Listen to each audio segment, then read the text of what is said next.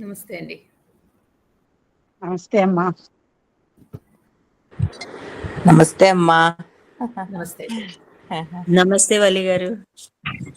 నమస్తే ఆంటీ. నమస్తే వల్లి గారు. నమస్తే వల్లి గారు. నమస్తే అండి.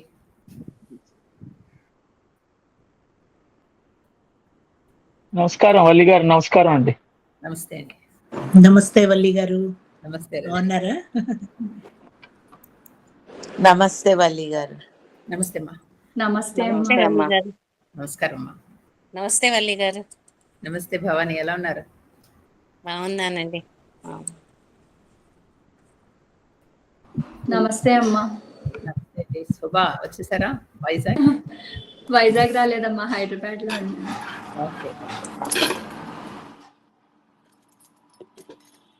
హాయ్ వల్లి గారు. వచ్చారా పద్మ? బెంగళూరు.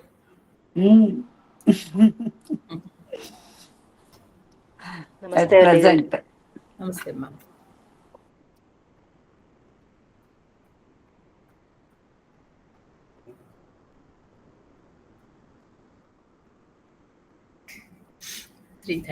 ప్రేయర్ స్టార్ట్ చేస్తాం. ఓం ఓం ఓం శుక్లాంబరధరం విష్ణుం శశివర్ణం చతుర్భుజం ప్రసన్నవదనం ధ్యాయేత్ సర్వవిఘ్నోపశాంతయే. అగజానన పద్మార్కం గజానన మహర్నిశం అనేకదంతం భక్తానాం ఏకదంతముపాస్మహే. సరస్వతీ నమస్తుభ్యం వరదే కామరూపిణి. విద్యారంభం కరిష్యామి సిద్ధిర్భవతు మే సదా. పద్మపత్ర విశాలాక్షి పద్మకేసరవర్ణిని. నిత్యం పద్మాలయాం దేవి సామాం పాతు సరస్వతి. గురుర్బ్రహ్మా గురుర్విష్ణు గురుదేవో మహేశ్వర. గురుర్ సాక్షాత్ పరబ్రహ్మ తస్మై శ్రీ గురవే నమః. పార్థాయ ప్రతిబోధితాం భగవతాం నారాయణేన స్వయం వ్యాసేన గ్రథితాం పురాణమునినా మధ్యే మహాభారతం. అద్వైతామృతవర్షిణీం భగవతీం అష్టాదశాధ్యాయినీం అంబ త్వామనుసందదామి భగవద్గీతే భవద్వేషిణి. భగవద్గీత మోక్ష సన్యాస యోగం 18వ అధ్యాయం 76వ శ్లోకం. 75 వరకు స్వామి భగవాన్ శ్రీకృష్ణ పరమాత్మ ఉపదేశం పూర్తయిన తర్వాత సంజయుడు చెప్తున్నాడు ధృతరాష్ట్రుడికి.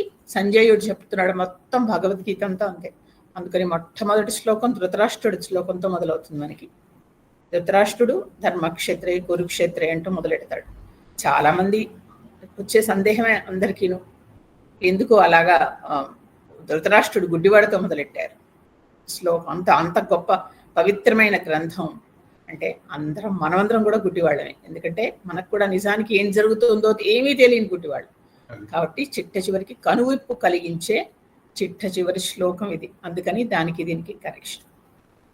ఇక్కడ ఇప్పుడు ఆయన చెప్తున్నాడు సంజయుడు ఎంత అదృష్టవంతుడంటే వేద వ్యాసుడు ఇచ్చిన దివ్య దృష్టి వల్ల నేను ఈ పరమ పవిత్రమైన భగవద్గీతని స్వామి నోటి నుంచి నేను వినగలిగాను. అర్జునుడిలాగా నేను కూడా ఎంతో అదృష్టవంతుడిని అని ఆనంద పారవస్యంతో ఆనందాశ్రువులతోటి ధృతరాష్ట్రుడికి చెప్తున్నాడు.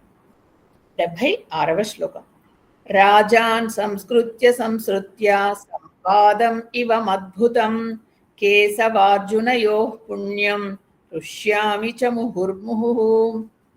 ఇక్కడ ఇందులో ఏం చెప్తున్నాడంటే ఓ రాజా అంటూ ధృతరాష్ట్రుడికి చెప్తున్నాడు సంజయుడు.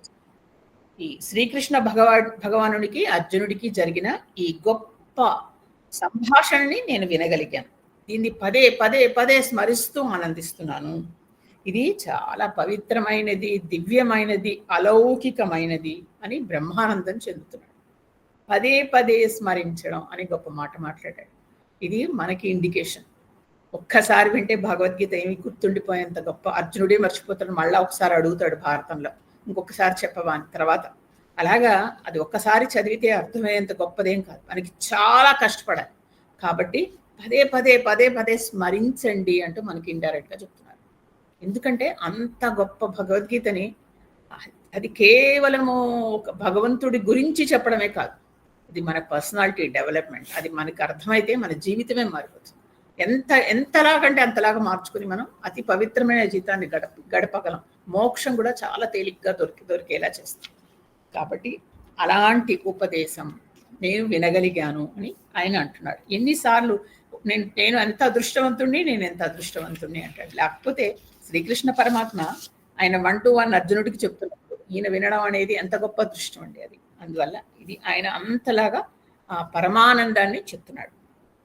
77 తచ్చ సంస్కృత్య రూపమత్యద్భుతం హరేః విస్మయో మే మహాన్ రాజన్ పృష్యామి చ పునః పునః.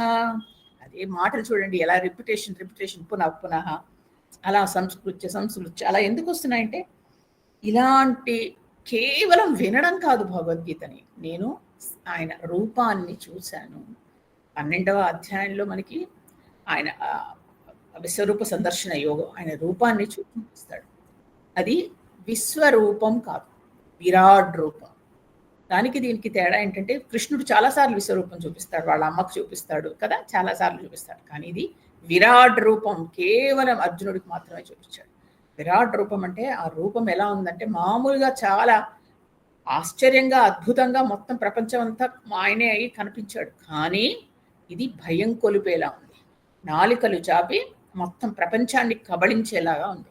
అంటే నేను మొత్తం నాశనం చేస్తాను, ఇది నేను కాలపురుషుణ్ణి, నా చేతిలో ఉంది అని అందరినీ తాను మింగేస్తున్నట్టుగా కనిపిస్తే, అర్జునుడు అంతటి వాడు మోకాళ్ళ మీద కూర్చుండిపోయి గడగడ వణుకుతూ స్వామి శాంతించు అని ప్రార్థిస్తాడు. అంటే చూడలేక, ఆయనకి దివ్య దృష్టి ఇస్తాడు, ఇచ్చినప్పుడు ఈ విరాట్ రూపాన్ని చూడలేక అంటాడు. అంటే సంజయుడికి కూడా ఆయనకి దివ్య దృష్టి చేత విరాట్ రూపం కనిపించింది. అందుకని ఇక్కడ మనకు కనిపించింది విరాట్ రూపము అంటాం. అది నేను పదే పదే అదే గుర్తు చేసుకుని సంభ్రమాశ్చర్యాల్లో మునిగిపోతున్నాను. ఆశ్చర్యం, కృష్ణుడు మనతో ఇన్నిసార్లు మనతో కలిసి కబుర్లు చెప్పిన కృష్ణుడు ఇంత ఇదా అని, అది తలుచుకునే కొద్దీ ఆయనతో నేను ఎంత దగ్గరగా చూశాను అని హర్షోల్లాసం కలుగుతుంది.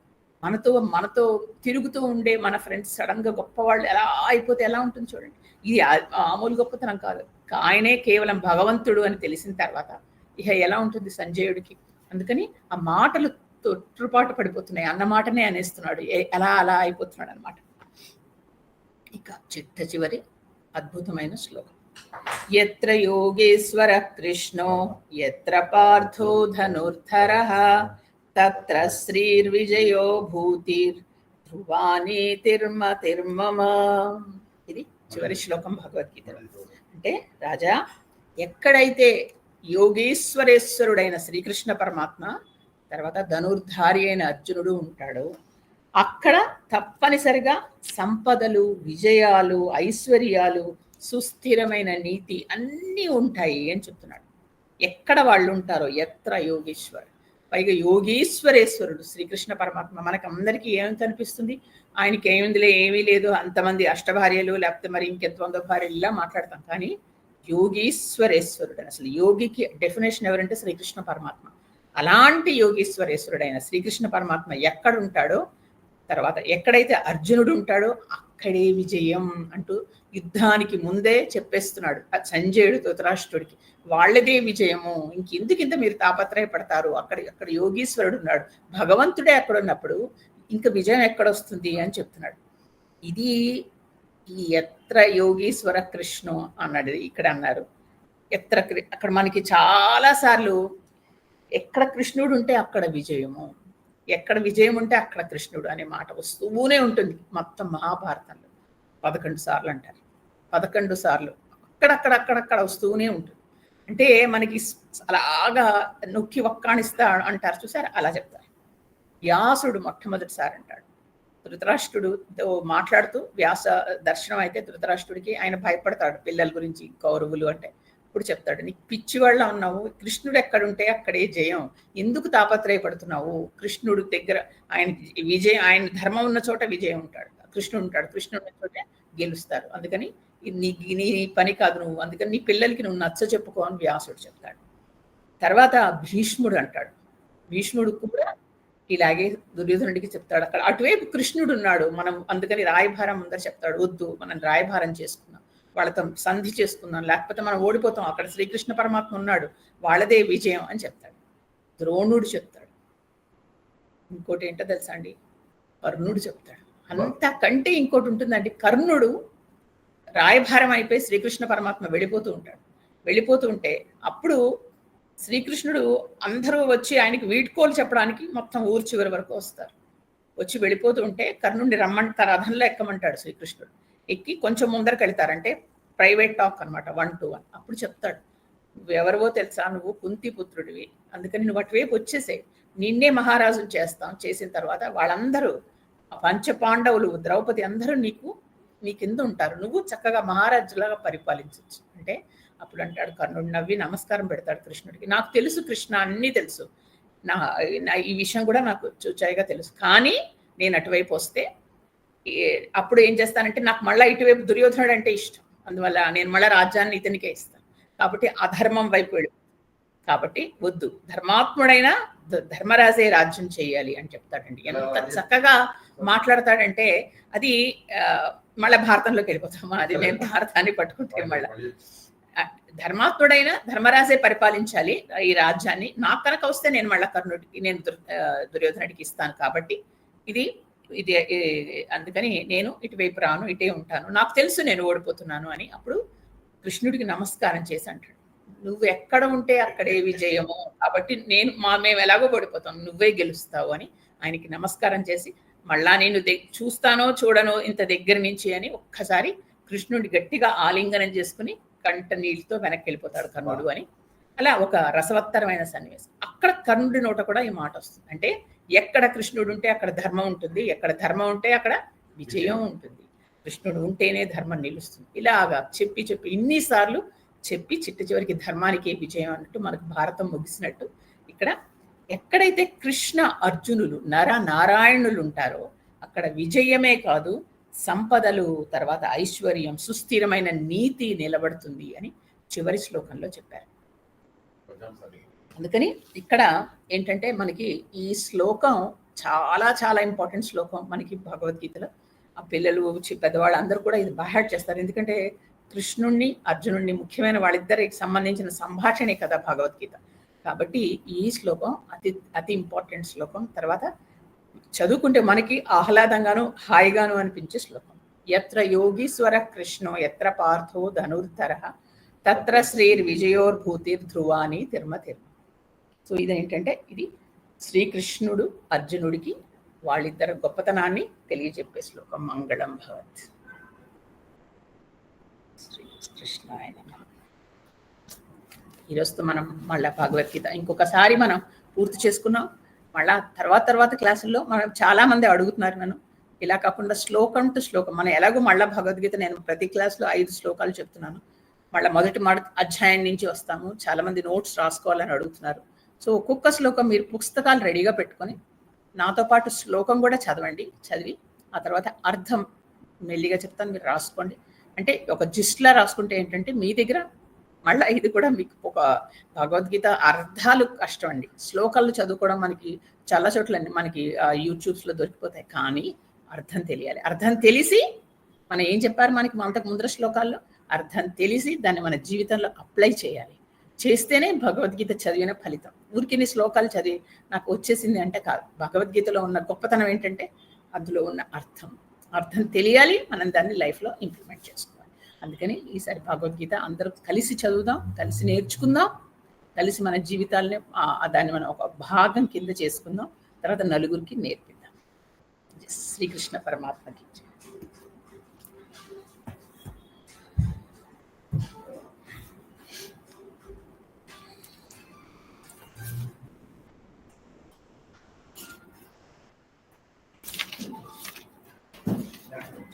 మహాగణాధిపతి శ్రీ సరస్వతి శ్రీరామచంద్రనే శ్రీరామ రామ రామేతి రమే రామే మనోరమే సహస్రనామ తత్తుల్యం రామనామ వరాననే రామాయ రామభద్రాయ రామచంద్రాయ వేధసే రఘునాథాయ నాథాయ సీతాయ పతయే నమః. ఆపదామపహర్తారం దాతారం సర్వసంపదాం లోకాభిరామం శ్రీరామం భూయో భూయో నమామ్యహం. కూజంతం రామ రామేతి మధురం మధురాక్షరం ఆరుహ్య కవితాశాఖాం వందే వాల్మీకి కోకిలం. శ్రీరామ సుగ్రీవ హనుమత్ భారత రుక్మిణి సమేత సీతారామ చంద్రమూర్తికి జయ. రామాయణం పరశురామ అవతారం. పరశురామ అవతారం గురించి చెప్పుకున్నాం లాస్ట్ క్లాస్లో. చాలామంది చాలా రకాలుగా దానికి సందేహాలు అవి వచ్చాయి. అందుకని ఈరోజు మళ్ళా ఒక్కసారి దాన్ని రివైజ్ కింద చెప్పుకుని ఆ తర్వాత ముందరికి వెళ్దాం. చెప్పుకునే ముందర మనకు ఇందులో అనేక సార్లు మనం ఈ ఎప్పుడైతే బాలకాండ మొదలెట్టామో అప్పటి నుంచి తపస్సు అనే మాట వింటున్నాం. తపస్సు చేయడం, వెళ్ళి అడవుల్లోకి వెళ్ళి తపస్సు చేయాలి, అలా ఋషులు చేశారు, వాళ్ళు చేశారు, వీళ్ళు చేశారు, అహల్య చేసింది. ఈ తపస్సు అనేది అప్పుడెప్పుడో చేస్తే అప్పుడెప్పుడో భగవంతుడు కనిపించాడు. నిజంగా ఈ కలియుగంలో సంభవమా అని మనకు అనుమానం వస్తుంది. కానీ సంభవమే అని నిరూపించిన ఒక గొప్ప వ్యక్తి ఉన్నారు. ఎప్పుడో కాదు, 150-200 సంవత్సరాల క్రితం జన్మించిన ఒక గొప్ప వ్యక్తి. అది ఈ రోజుల్లో కూడా కలియుగంలో కూడా తపస్సు చేస్తే ఫలిస్తుంది, ప్రత్యక్షంగా దేవుడు కనిపిస్తాడు అంటూ నిరూపించిన ఒక మహనీయుడు. ఆయన పేరు కావ్యకంఠ గణపతి ముని. ఆయన ప్రూఫ్ చేసి చూపించారు. మనం మొన్న చెప్పుకున్నాం, పరశురాముడు తండ్రి జమదగ్ని, తల్లి రేణుకాదేవి. ఆ రేణుకాదేవి ఆయనకి స్వయంగా ప్రత్యక్షమై ఆయనతో మాట్లాడింది. ఈ తర్వాత వాళ్ళిద్దరికి జరిగిన సంభాషణలో ఆయన ఒక అమ్మవారి మీద ఒక రేణుకా చరిత్ర ఒక శ్లోకాలు కూడా ఆవిడ మీద రాశారు. అలా ఆయన జన్మ తరింప చేసుకున్నారు. అదృష్టవశాత్తు మనకి ఈ కావ్యకంఠ గణపతి ముని గారి ముది మనవరాలు బాంబేలో ఉంటారు. ఆవిడ మన క్లాసులకు కూడా వస్తూ ఉంటారు. ఆవిడని నేను ఈరోజు ఒకసారి మన క్లాస్లో అందరితో మాట్లాడమని కోరాను. ఇప్పుడు ఆవిడ చెప్తారంటే వాళ్ళ తాతగారికి ఈ రేణుకా మాతకి ఉన్న సంబంధం, అంటే ఎంత చక్కగా ఆవిడ కనిపించారు, ఎలా మాట్లాడారు అనే విషయం ఆయన పుస్తకంలో రాస్తే తన దగ్గర ఉంది. అందుకని తను చెప్తుంది ఏంటంటే, ఇప్పుడు మనం రేణుక అమ్మవారి గురించి చెప్పుకున్నాం, తర్వాత ఈ విధంగా కూడా జరుగుతుంది అంటే మనకి చాలా, ఇందాక కృష్ణుడిలాగా సంభ్రమాశ్చర్యాలు ఉంటాయి కదా, అది దాని గురించి ఆవిడే స్వయంగా వివరిస్తే ఇంకా బాగుంటుంది. అందుకని ఆవిడని నేను కోరాను, మా అందరికీ చెప్పండి ఒకసారి అని. ఆవిడ వచ్చి మనకి ఒక చెప్తారు. 5 minutes చెప్పాక నేను మళ్ళా మన క్లాస్ మొదలు. రజనీ గారు. నమస్కారం అండి. నమస్కారం అందరికీ. అందరి తరఫున ముందర మీకు మా గ్రూప్ లోకి ఆహ్వానం. ఆ తర్వాత మేమందరం కూడా చాలా ఉత్సుకత ఉన్నాం వినాలి అని. ఎందుకంటే తపస్సు చేసి అమ్మవారి దర్శనం, అందులో రేణుకామాత గురించి మనం చెప్పుకున్నాం, ఆవిడ గురించి దర్శనం చేసి ఆవిడతో మాట్లాడిన గొప్ప మహనీయుడు. ఆయన అలాంటి వాడికి పెద్ద మీరు మనవరాలు రక్త సంబంధం ఉంది. అందుకని మీ నోటితో వింటే మాకు మరింత సంతోషం. చెప్పండి. చాలా సంతోషం అండి. Thank you so much. నాకు మీరు ఈ అవకాశం ఇచ్చారు.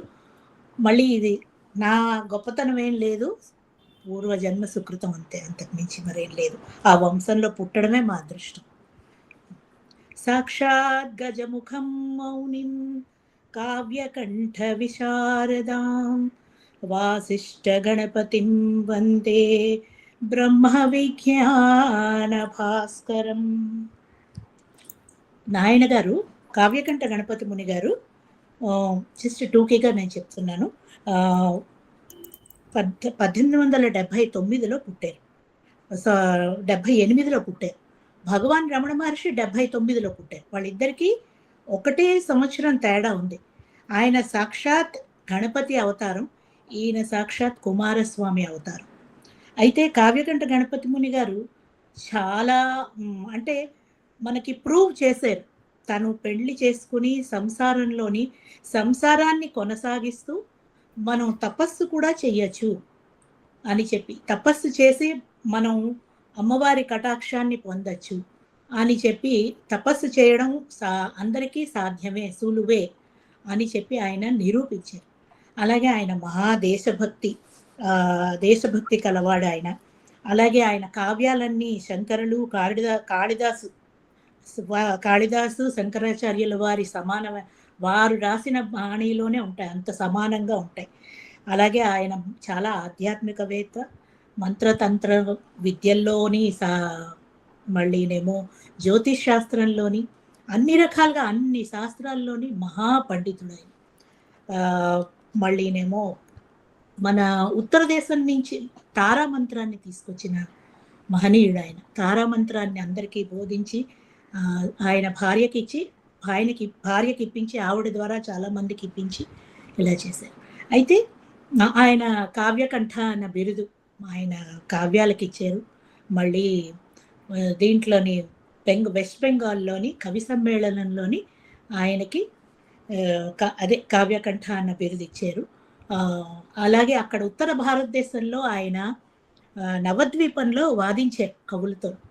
అంబికా దత్తుడని అతనితో అతనికి చాలా కాశీ క్షేత్రంలో ఏంటంటే చాలా పండితులు ఉంటారు, మహా పండితులందరూ ఉంటారు. అయితే మన దక్షిణ వాళ్ళు అంటే వాళ్ళకి చిన్న చూపు. నేను అంబికా దత్తుణ్ణి అని అంటారు ఆయన. అంటే నువ్వు అంబికకి దత్తుడివే, కానీ నేను అంబికకి పుత్రుణ్ణి, సాక్షాత్ గణపతిని అని మొదలెట్టేసరికి అతనికి చాలా ఆనందం వేసి 18 అధ్యాయాలున్న మహాభారతాన్ని 18 శ్లోకాల్లో చెప్పమంటే ఆయన చెప్తారు. అలాగే చాలా ఇవి జరుగుతాయి అతనికి. ఆయన కావ్యకంఠ అన్న బిరుదు ఇస్తారనమాట. అది సో అలాగా ఆయన భగవాన్ శ్రీ రమణ మహర్షి పరిచయం అయిన తర్వాత ఆయన్ని మొదటిసారి భగవాన్ శ్రీ రమణ మహర్షి కాళ్ళు పట్టుకుని, నేను ఇంత తపస్సు చేశాను, ఇంత సాధన చేశాను, కానీ నాకు ఇంకా ఏదో చెయ్యాలి ఏదో చెయ్యాలి అన్న తపన కలుగుతోంది, కానీ నాకు ఒక మెంటల్గా దీనిగా అంటే ఫిజికల్గా కూడా నాకు ఇంకా సాటిస్ఫాక్షన్ రావట్లేదు అని అంటే, అప్పుడు భగవాను మొట్టమొదటిసారి నాయన గారి తో మాట్లాడారు. అన్ని సంవత్సరాలు తపస్సు చేసి ఆయన బ్రాహ్మణ స్వామిగా ఉంటారు, ఒక గుహలో ఉండిపోతారు, చిన్న గోచి కట్టుకుని ఇటు అటు తిరుగుతూ ఉంటారు.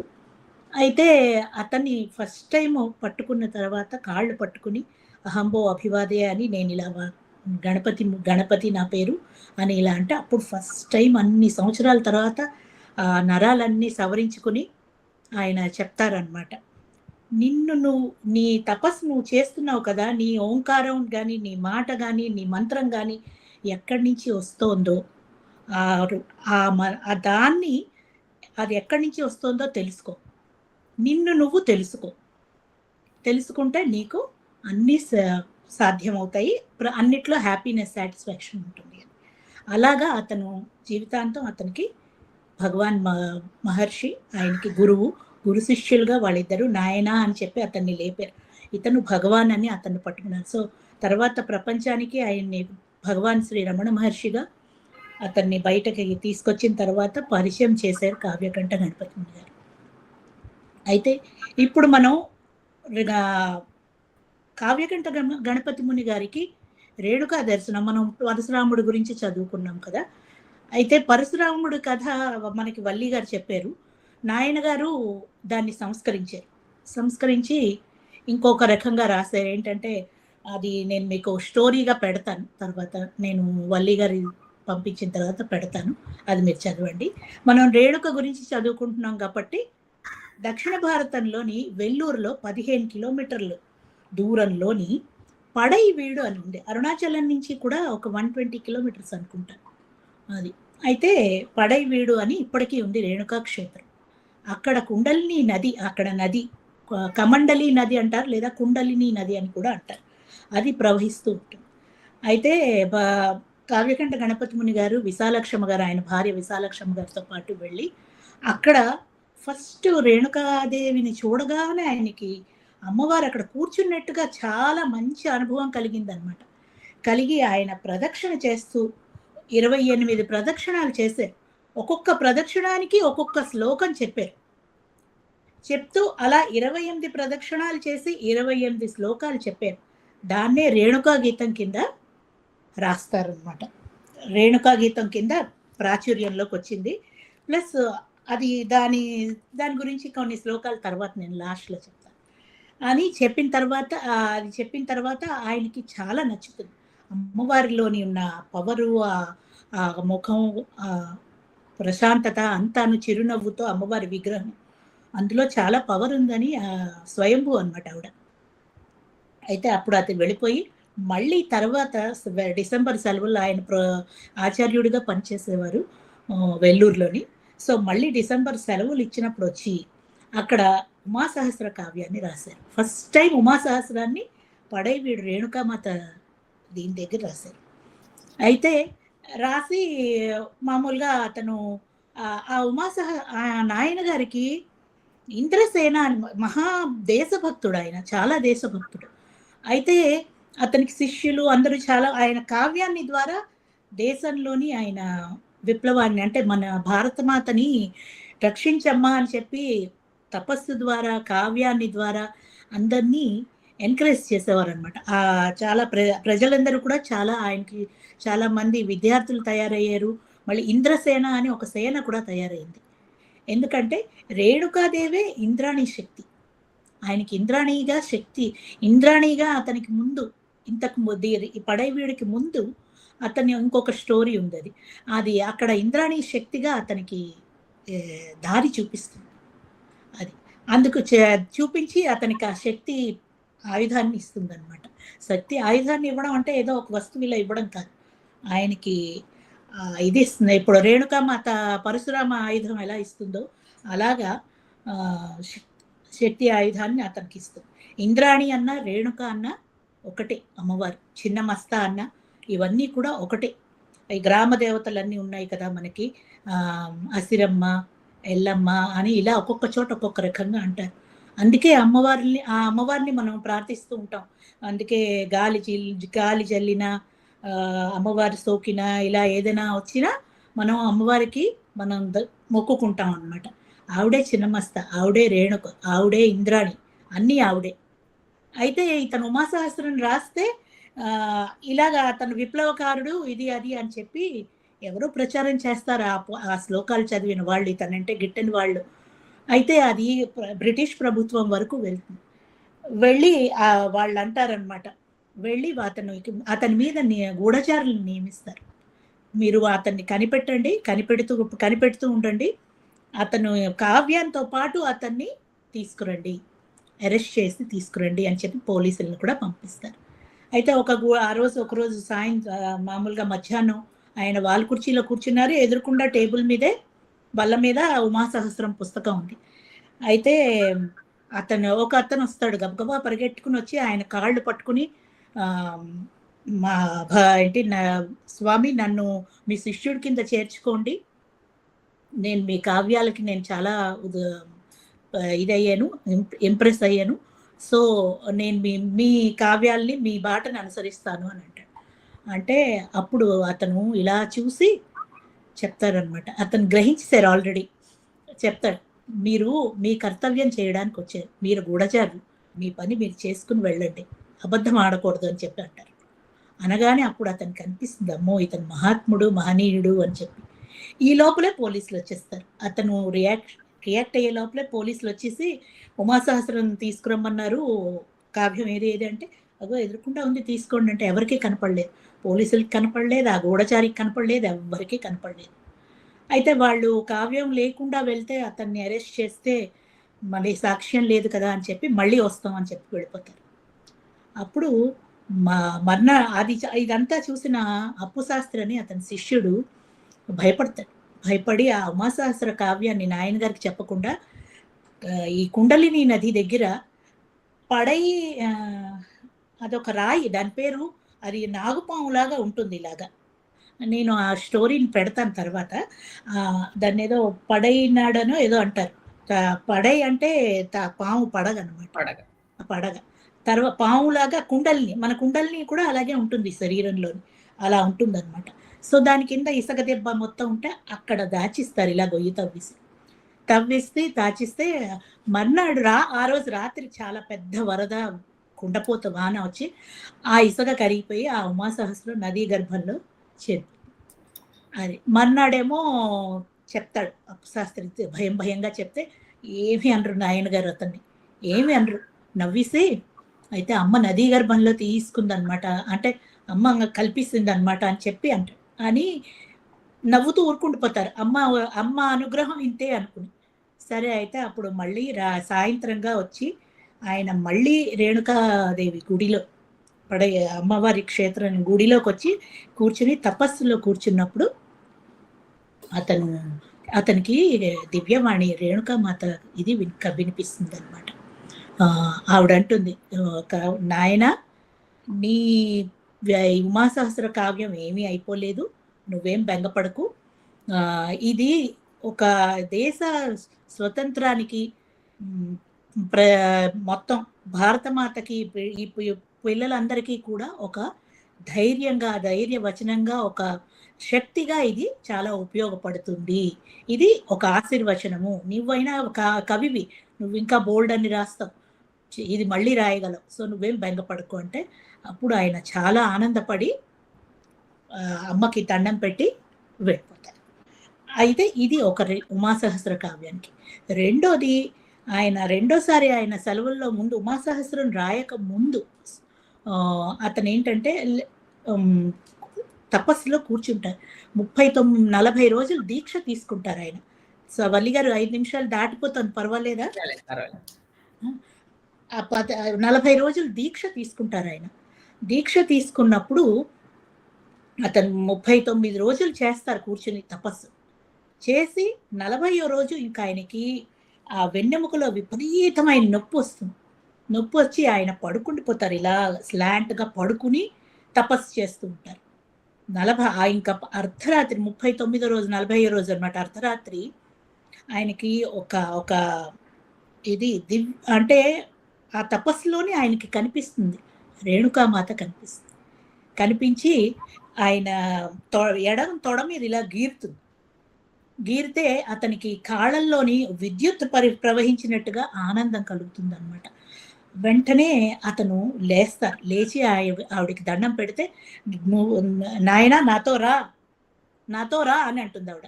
అంతే, ఆవిడ వెనకాతలు వెళ్తారు. ఈయన వెళ్ళి ఆవిడ గర్భగుడిలోకి తీసుకెళ్ళి పరశురాముడి తాలూకా పరసు ఉంది కదా, అది తీసి నాయన చేతిలో పెట్టింది ఆవిడ. ఇంద్రాణి అస్త్రం కూడా అలాగే ఇస్తుంది ఆవిడ అనమాట. పరశురాముడి అస్త్రం అతని చేతుల్లో పెట్టి మళ్ళీ మళ్ళీ ఒక కదంబ వృక్షం కింద కూర్చుని ఆయనేమో ఆవిడ పాదాలు పట్టుకుని దండం పెడుతూ ఉంటే ఆవిడ చెప్తున్నారు, ఈయన వింటూ ఈయన శ్లోకాలు ఏవో చెప్పారనమాట. కొన్ని శ్లోకాలు చెప్పారు. అవి ఆ శ్లోకాలు, వాటి అర్థాలు చాలా బాగుంటుంది. అది అయిన తర్వాత ఆయనకి తెలివి వస్తుంది. మళ్ళీ ఆవిడ అలా గర్భగుడిలోకి వెళ్ళిపోతుంది. ఆయనకి తెలివి వస్తుంది. తెలివి వచ్చి చూసి ఇలా ఎడం తొడ మీద ఇలా అనుకుంటే రక్తం కనిపిస్తుంది. అప్పుడు మళ్ళీ ఆయన అలాగే పడుకుని మళ్ళీ కళ్ళు మూసుకున్నారు. కళ్ళు మూసుకుంటే మళ్ళీ అలాగే వచ్చింది. అమ్మ వచ్చిందంట. వచ్చి మళ్ళీ కూర్చుని ఏంటి ఈసారి గర్భగుడిలోకి వెళ్ళి తీసుకుని మళ్ళీ మామూలుగా మళ్ళీ గర్భగుడిలోకి వెళ్ళిపోయింది అనమాట. ఈసారి కుడి తొడ మీద ఆవిడ చెమర్చి ఇలా గిల్లిందంట, కుడి తొడ మీద. అప్పుడు ఆయన మళ్ళీ కళ సేమ్ అలాగే వచ్చిందని అప్పుడు ఆయన లేచి కూర్చుంటే ఆయనకి నడ్డి నొప్పి లేదు, ఏమీ లేదు. చూసి ఆయన ఆనందపడి చాలా ఆనందపడిపోతారు. ఆయన 2 తొడల మీద ఆయనకు ఉంటుందన్నమాట ఆ నొప్పి, ఇది అన్ని పోతుంది. ఇలాగ ఆయనకి భువనేశ్వరి దేవి వచ్చి నా ఇది రాస్తుంది. అంటే ఆయనకి చాలా కటాక్షాలు ఇలా బోల్డ్ ఉన్నాయి. మహాతపస్వి అని ఒక పుస్తకం ఉంది, మా నాన్నగారు రాశారు, నాయనగారి చరిత్ర. అది చదివితే అందులో ఎన్నో ఉంటాయి అవన్నీ. అలాగే భగవాన్ శ్రీ రమణ మహర్షి, ఆయన తర్వాత ఉమాసహస్రం చాలాసార్లు సంస్కరించారు, రాశారు, అన్ని చేశారు. ఫైనల్గా 20 రోజుల్లో రాస్తానని దీక్ష పట్టినప్పుడు భగవాన్ ఆఖరి 200 ఉండిపోతే భగవాన్ వచ్చి కూర్చుంటారు.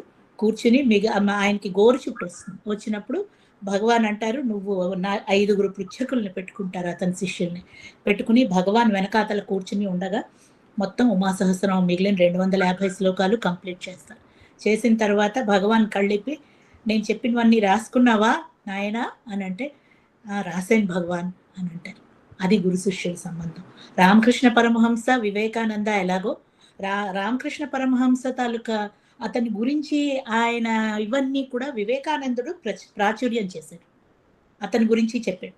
అలాగే భగవాన్ శ్రీ రమణ మహర్షి గురించి కావ్యకంఠ గణపతి ముని గారు ప్రపంచంలో అతన్ని రాసినవన్నీ కూడా ప్రాచుర్యం చేశారు. ఇది టూకీగా రాసి పంపించండి రజనీ గారు, నేను గ్రూప్ లో పెడతాను. ఎందుకంటే ఇది చదువుకోవడానికి మళ్ళా బాగుంటుంది. అమ్మవారు ప్రత్యక్షం తప్పకుండా. మీ దగ్గర బుక్ ఉందండి ఇప్పుడు మీ దగ్గర పక్కన ఉమాసహస్రం? ఉమాసహస్రం ఒకసారి చూపించండి. ఇది పారాయణ గ్రంథం ఉమాసహస్రం. మామూలు పెద్ద గ్రంథం మీనింగ్ తో పాటు వేరే ఉంది. ఇది మేము ఉమాసహస్రం దేవి భాగవతం లాగా, భగవద్గీత లాగా మేము ఎప్పుడు పారాయణ చేస్తూనే ఉంటాం. ఇది మా అమ్మగారు కనీసం 1000 సార్లు పైన పారాయణం చేశారు జీవితంలో. ఆవిడ కూడా అంతే, చేసి ఆఖరికి నాకు పుష్పక విమానం వస్తుందని చెప్పి వెళ్ళిపోయింది మా అమ్మ. అలా అన్నమాట. అంత ఆవిడ కటాక్షం చాలా చాలా ఇంకా మరి చెప్పలేం. నేను ఒక 2 డేస్ కుండలీపురి మండనమ్మః కిమపి భాసతాం మమ సదా హృది. కుండలీపురాన్ని అలంకరించి ఉన్న ఒకానొక తేజస్సు రేణుక నా హృదయంలో సదా ప్రకాశించుగాక అని ఒక ప్రదక్షిణ చేస్తూ అలా అన్నమాట. రేణుక గీతం అలా రాశారు అనమాట. మస్తకైతవం వస్తు శాశ్వతం అస్తు మే సదా సస్తదం హృది.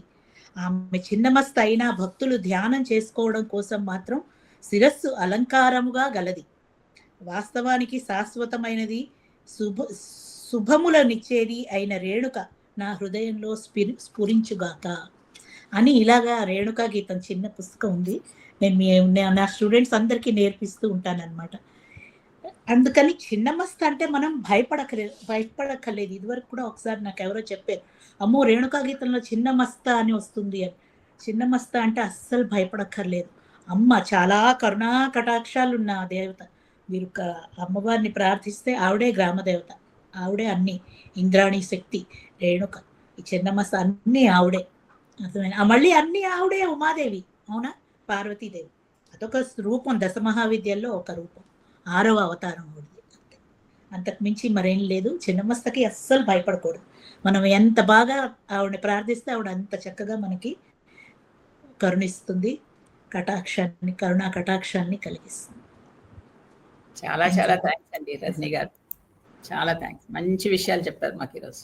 చాలా అంటే కావ్యకంఠ గణపతి ముని గారి మీద, రమణ మహర్షి మీద చెప్పడం 5 నిమిషాల్లో అసాధ్యం కదా. అందుకు సార్ థ్యాంక్స్ అండి.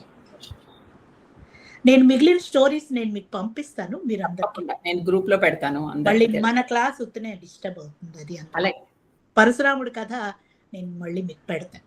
అలాగే, థ్యాంక్స్ అండి. అది రేణుకాదేవి చూసారా, ఆయన తపస్సు చేసి ఇప్పుడు కలియుగంలో కూడా తపస్సు చేస్తే మనకి అమ్మవారు కనిపిస్తారు అని ప్రూవ్ చేశారు ఆయన. కాబట్టి తపస్సు అనేది ఇదివరకు చేసింది కాదు, ఇప్పుడు మనం కూడా చేయొచ్చు. ఇళ్లల్లో ఉండి ఆయన కూడా పెళ్లి చేసుకుని పిల్లల్ని కానీ గృహస్థాశ్రమంలో ఉండే సాధించారు. ఇది ఆయన కావ్యకంఠ గణపతి. అది చాలా గొప్ప అన్నమాట. అలాగా చాలా మంది మహాత్ములు ఉన్నారు. అందులో మనకి తాడేపల్లి రాఘవనారాయణ శాస్త్రి ఎప్పుడు మనం చెప్పుకుంటూ ఉంటాం కదా. అది అందుకని ఇలా చాలా మంది ఈ కలియుగంలో కూడా ఉండి అమ్మవారి కరుణ, అమ్మవారే అని కాదండి, ఎవరైనా చేయొచ్చు, ఎవరి కరుణైనా పొందొచ్చు అని నిరూపించారు. సరే, మన కథల్లోకి మనం వెళదాం.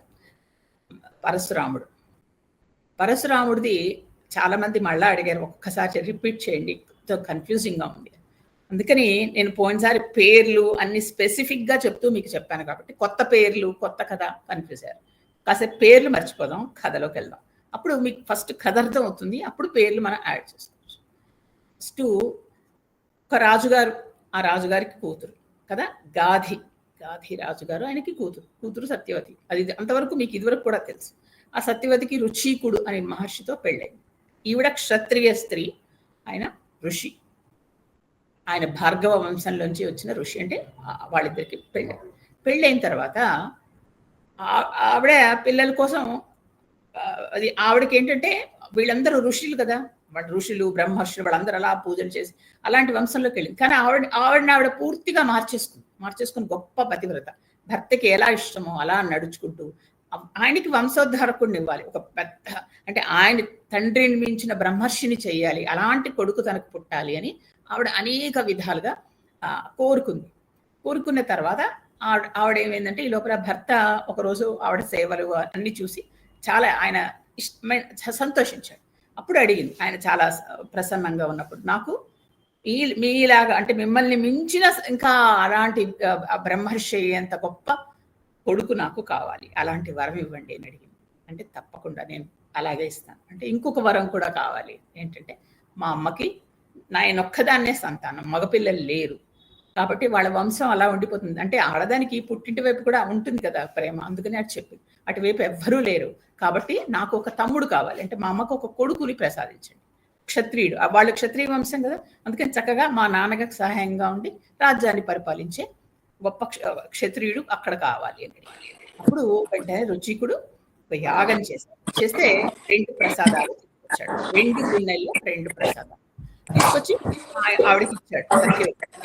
ఈ ప్రసాదం నీకు, ఇది తిన్ను, నీకు బ్రహ్మర్షి కొడుకుగా పుడతాడు అని చెప్పి ఆ పక్కన పెట్టాడు ఒక గిన్నెలో. తర్వాత 2వ ప్రసాదం ఇంకొక గిన్నెలో ఇచ్చాడు. ఇచ్చి ఇది మీ అమ్మగారికి, ఇది తింటే ఆవిడకి ప్రపంచాన్ని భూమండలాన్ని అంతా జయించగల కొడుకు, అలాంటి కొడుకు పుడతాడు. ఇది ఆవిడికి, ఎందుకంటే క్షత్రియ వంశం, ఆవిడకి అలాంటి కొడుకు కావాలి. ఇది మా అందరం ఋషుల వంశం కాబట్టి మనకి బ్రహ్మర్షి కావాలి అని 2 గిన్నెలు అక్కడ పెట్టి దీనికి సంబంధించిన పూజ, దీనికి ఏదో జలం, దీనికి ఒక జలం ఇచ్చాడు. ఇచ్చి ఒక తర్వాత ఈ చెట్టుని మీరు పూజించండి, ఈ చెట్టుని మీరు పూజించండి అని చెప్పేసి ఆయన వాళ్ళ తపస్సులోకి వెళ్ళాడు. ఈవిడ ఇక్కడ ఉంది. ఈ లోపల వాళ్ళ అమ్మ వచ్చింది అక్కడికి, వాళ్ళ అమ్మ నాన్న వచ్చారు. వచ్చి సత్యవతి ఏం చేసిందంటే, ఇదిగో అమ్మ, మా ఆయన ఇలాగ మన ఇద్దరికి, నాకే కాదు నీకు కూడా ప్రసాదం ఇచ్చారు, ఇది తింటే గొప్ప భూమండలాన్ని శాసించగల కొడుకు పుడతాడని చెప్పారంటే వాళ్ళిద్దరు చాలా సంతోషించారు. అలాగే అన్నారు. ఈవిడ వచ్చి ఈ గిన్నె వాళ్ళ అమ్మకి, ఇప్పుడు ఈ గిన్నె వాళ్ళ అమ్మకి ఇవ్వాలి, ఈ గిన్నె ఈవిడ తినాలి కదా. ఆవిడ ఆ తొందరపాటులో పొరపాటున ఈ గిన్నెలు మిక్స్ చేసేసింది. అంటే ఇక్కడ ఈ బ్రహ్మర్షి ఏదైతే తను తినాలో అది వాళ్ళ అమ్మకి ఇచ్చేసింది. ఈ క్షత్రియుడు భూమండలాన్ని ఏలే క్షత్రియుడు పుడతాడు అని ఒకటి చేశాడు కదా, అది తను తినేసి, తను ఉన్నది ఋషుల వంశంలో ఉన్నది, తనకి పుట్టవలసింది బ్రహ్మర్షి. తల్లి క్షత్రియ వంశంలో ఉంది, ఆవిడికి పుట్టవలసింది క్షత్రియుడు. 2 మారిపోయి. ఈ విషయం ఆవిడ గమనించలేదు, తెలియలేదు. తరువాత వీడు తినేసిన తర్వాత రుచికుడు వచ్చి చూశాడు. అప్పుడు అతనికి తెలిసిపోయింది, అతని తపశ్శక్తి ద్వారా తెలిసి, అయ్యో మీరు ప్రసాదాలు మార్చేసావు, నీకు తెలియట్లేదు, అందువల్ల ఇప్పుడు నీకు క్షత్రియ బలం ఉన్నవాడు పుడతాడు. అక్కడ ఆవిడకి ఒక బ్రహ్మర్షి పుడతాడు. కాబట్టి ఇలా అయిపోయింది అనేసరికి ఆవిడ చాలా బాధపడిపోయింది సత్యవతి. ఎందుకంటే ఒక భార్యగా మీకు నేను మీ వంశాన్ని ఉద్ధరించే, అంటే బ్రహ్మర్షి అయ్యే కొడుకుని కనాలని నాకు చాలా, నేను తహతహలాడుతున్నాను. అప్పుడు తల్లిగా నా బాధ్యత అలా తీరుతుంది అనుకున్నాను, అలాంటిది మారిపోయింది. అందుకని ఇప్పుడు ఎలా అంది అంటే చెప్పాడు, అప్పుడు మీ అమ్మకి అక్కడ బ్రహ్మర్షి పుడతాడు, కానీ ఇక్కడ మాత్రం నేను మార్చలేను, ఎందుకంటే అది ఆ ప్రసాదాల మీద తీసుకున్న వాళ్ళకి ఆ ప్రభావం ఉంటుంది కాబట్టి నేను మార్చలేను. అంటే ఈవిడ చాలా మొర పెట్టుకుని ఏడుస్తుంది భర్త దగ్గర. నాకు ఒక చిన్న మీరు సహాయం చేసి పెట్టండి, ఒక తరం పోస్ట్ పోన్ చేయండి. అంటే ఏంటి, నాకు కొడుకుగా పుట్టాలి అనుకున్నాను అలాంటి వాడు. ఇప్పుడేమో కొడుకు మీరు క్షత్రియుడు పుడతాడు అంటున్నారు కదా, కాకుండా మనవడు క్షత్రియుడు, అంటే ఒక తరం పోస్ట్ పోన్ చేయండి. ఆ ఏదైతే ఉందో ఆ ఫలితం ఒక తరం, అంటే ఒక జనరేషన్ పోస్ట్ పోన్ చేయండి అని అడిగి.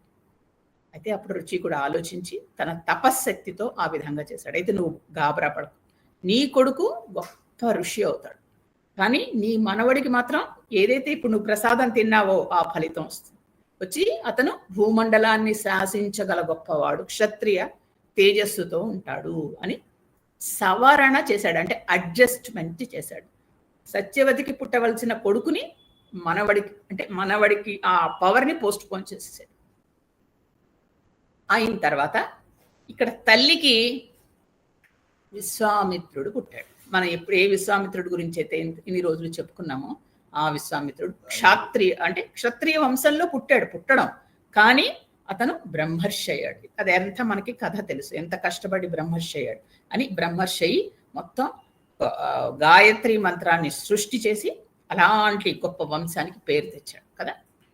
ఆ తర్వాత మరి ఆ వంశం ఏమైంది? మరి వంశం లేకుండా ఎలా అంటే విశ్వామిత్రుడికి భార్యలు పిల్లలు ఉన్నారు, ఆ వంశం అలా జరిగింది. ఇక్కడ సత్యవతికి వాళ్ళ ఆ రుచికుడు ఇచ్చిన వరం ప్రకారం ఆవిడికి కొడుకు పుట్టాడు. కానీ కొడుకు ఋషి అవుతాడు అని చెప్పాడుగా, అందుకని ఆయన పేరు జమదగ్ని అని గొప్ప ఋషి.